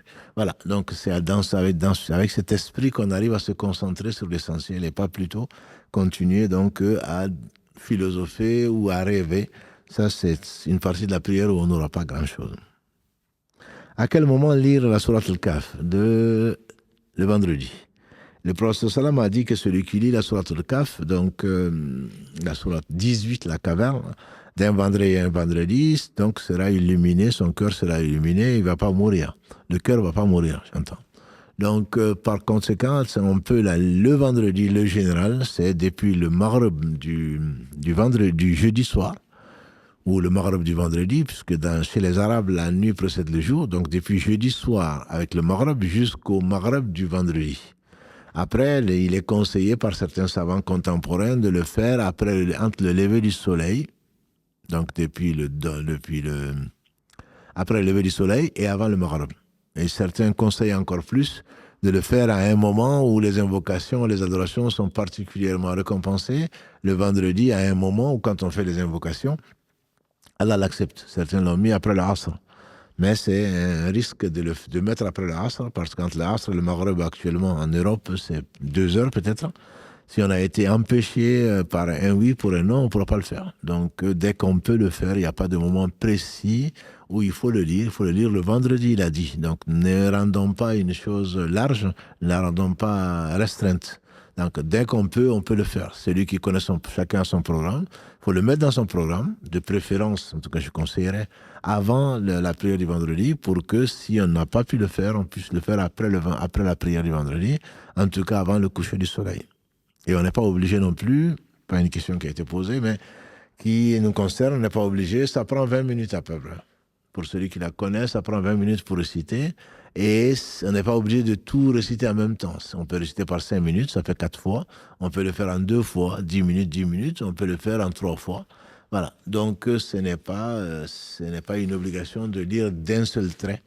Quand on reprend là où on s'était arrêté. Il a dit celui qui lit la prière et celui qui récite la sourate, donc Kahf, donc c'est la sourate, celui qui récite, et c'est pas forcément, on ne va pas reprendre, c'est pas comme une prière, on ne va pas reprendre à zéro quand on s'est arrêté.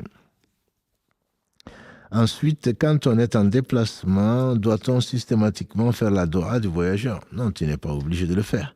Et quand c'est le matin ou le soir, on fait la doha du voyageur avant ou après celle du matin ou du soir. Ça dépend. La doha du voyageur, c'est quand tu quittes. La doha du voyageur, c'est pas quand tu vas quitter la maison pour aller à l'aéroport. Le doha du voyageur, c'est quand tu rentres ou tu montes sur ta monture qui va partir. C'est-à-dire que une fois que tu es voyageur, c'est quand tu as les maisons de la ville ou du quartier derrière toi. Quand tu prends ta voiture, le doha du voyageur, tu peux le faire dès que tu montes dans la voiture, mais tu le ferais plutôt quand tu verras Toulouse barré, ou je ne sais pas, Bamako barré, ou Dakar, ou Niamey, ou là où tu veux. C'est que quand tu rentres dans l'avion, c'est quand le commandant de bord met les gaz, ou le pilote met le gaz, et qu'à ce moment, vous allez commencer à partir, que tu fais le doha du voyageur. Et tu peux le faire à ce moment-là, un peu plus tard, etc. Donc c'est conseillé de le faire, parce que c'est une sunna. Et le prophète sallam nous a enseigné tout le bien. Donc, il est fortement conseillé de ne pas le négliger. Il n'y a pas matin et soir, je ne sais pas à quoi tu fais allusion. Le voyageur, il a une invocation qui n'est pas refusée. Mais ça, c'est quand tu es en voyage. Mais ça, c'est pas le doha du voyageur. Je ne sais pas. Le doha du voyageur, si c'est à ça que tu penses, c'est l'invocation, plutôt, l'invocation du voyageur. Ça, tu peux le faire quand tu es en voyage. C'est-à-dire que tu as déjà laissé les maisons derrière toi, et tu n'es pas encore revenu chez toi. Tu es en voyage tout le temps. Si c'est la vie majoritaire, c'est moins de 4 jours. Quand tu penses faire moins de 4 jours, et quand tu penses faire plus de 4 jours, dès que tu arrives, tu n'es plus voyageur. Donc, tout le moment où tu voyages, tu es en voyage. Voilà. Jusqu'à arriver, ça peut durer 1 an. Comme ceux qui allaient au pèlerinage à pied ou à dos de chameau ou de cheval, ils sont en voyage. Alors, jusqu'à ce qu'ils reviennent. Après, si aujourd'hui, avec l'avion et le reste, tu es arrivé, tu n'es plus en voyage si tu t'installes quelque part. Mais si tu continues ou tu t'installes quelques jours, et ensuite tu reprends ton chemin, si tu fais moins de 4 jours dans un endroit, tu es quand même toujours considéré comme voyageur. Voilà ce qu'on avait traité tout un samedi, ou plusieurs samedis d'ailleurs, sur le voyage dans le fiqh contemporain, que vous pouvez retrouver dans les lives du samedi, donc sur notre chaîne YouTube. Voilà, donc à propos de la prière du voyageur. Dernière question peut-être. En ce qui concerne les cheveux blancs, a-t-on le droit de se colorer les cheveux? Le prophète sallam est le père d'Abou Bakr. Donc Abou Bakr avait déjà un certain âge et son père est venu et il avait les cheveux complètement blancs. Et donc le prophète sallam a dit changez-moi ça et évitez le noir. Donc que ce soit homme ou femme, la teinture noire est interdite. Mais on peut mettre du henné, par exemple, c'est ce que faisaient les gens d'avant. On peut changer, mais il ne s'agit pas donc de paraître jeune pour ceci, cela. C'est de changer, donc de ne pas avoir des cheveux blancs. En le voyant, les cheveux blancs, parfois, ça peut faire peur. Pas qu'aux enfants d'ailleurs. Voilà. Donc quand ça peut faire peur, on le change dans une couleur qui soit moins voyante ou moins impressionnante. Et ça, c'est permis. Ça, c'est permis. Notamment, je vous dis, par le henné, on voit bien que tu n'as pas 20 ans, on voit que tu n'as pas 30 ans, mais bon, voilà. Mais c'est pas un maquillage, entre guillemets, c'est pas un maquillage. Voilà, je pense qu'on va s'arrêter là, il est 22h47, donc on a largement dépassé au moins de 17 minutes, me dirait Karim. Qu'Allah bénisse votre temps et votre vie, le temps c'est la vie, et qu'Allah subhanahu wa ta'ala nous fasse profiter de notre temps. Et encore une fois, on a insisté peut-être pas assez sur les réseaux sociaux. Et c'est quelque chose d'extrêmement important. C'est comme je l'ai dit, c'est par amour et mise en garde contre le système global. Cela ne veut pas dire, bien entendu, qu'il ne faut pas, je n'ai aucun pouvoir sur ça, mais il ne faut pas perdre le temps. Il ne faut pas, parce qu'on s'ennuie, se mettre au moins. Il y a le Coran à lire, il y a le Coran à écouter, il y a les hadiths, il y a les parents à visiter, il y a la vie conjugale, il y a plein d'autres choses à faire, il y a le travail. Donc voilà, on n'est pas là pour passer d'un réseau à un autre, c'était le message. Et surtout, ne les enrichissez pas en cliquant, en restant sur le site qui n'apporte rien, qui vous font juste rigoler ou de l'interdit, et vous êtes simplement utilisé. Voilà. Et l'islam n'est qu'un prête-nom pour faire du commerce. Et qu'Allah nous guide vers ce qu'il aime et ce qu'il agrée, et nous préserve surtout, parce que nul n'est à l'abri, sauf celui qui met à l'abri, qui nous préserve donc des conséquences de nos péchés. Et l'attirance dans ce moment est telle que très peu de gens échappent donc au piège de Satan. Si on y échappe, c'est grâce à Allah subhanahu wa ta'ala. Donc je me joins à Karim pour vous souhaiter une excellente nuit. Et donc on va se retrouver, Inch'Allah, mercredi soir à 21h. Qu'Allah bénisse Mohammed, sa famille, ses compagnons. Tous ceux qui les auront suivis dans le droit chemin nous fassent l'honneur d'en faire partie. Subhanakallahu wa bihamdika, ashhadu an la ilaha illa anta, astaghfiruka wa atubu ilayk. Han rabbika rabbil izzati amma yasifun, wa salamun ala al-mursalin, walhamdulillahi rabbil alamin. Wassalamu alaikum wa rahmatullahi wa barakatuh.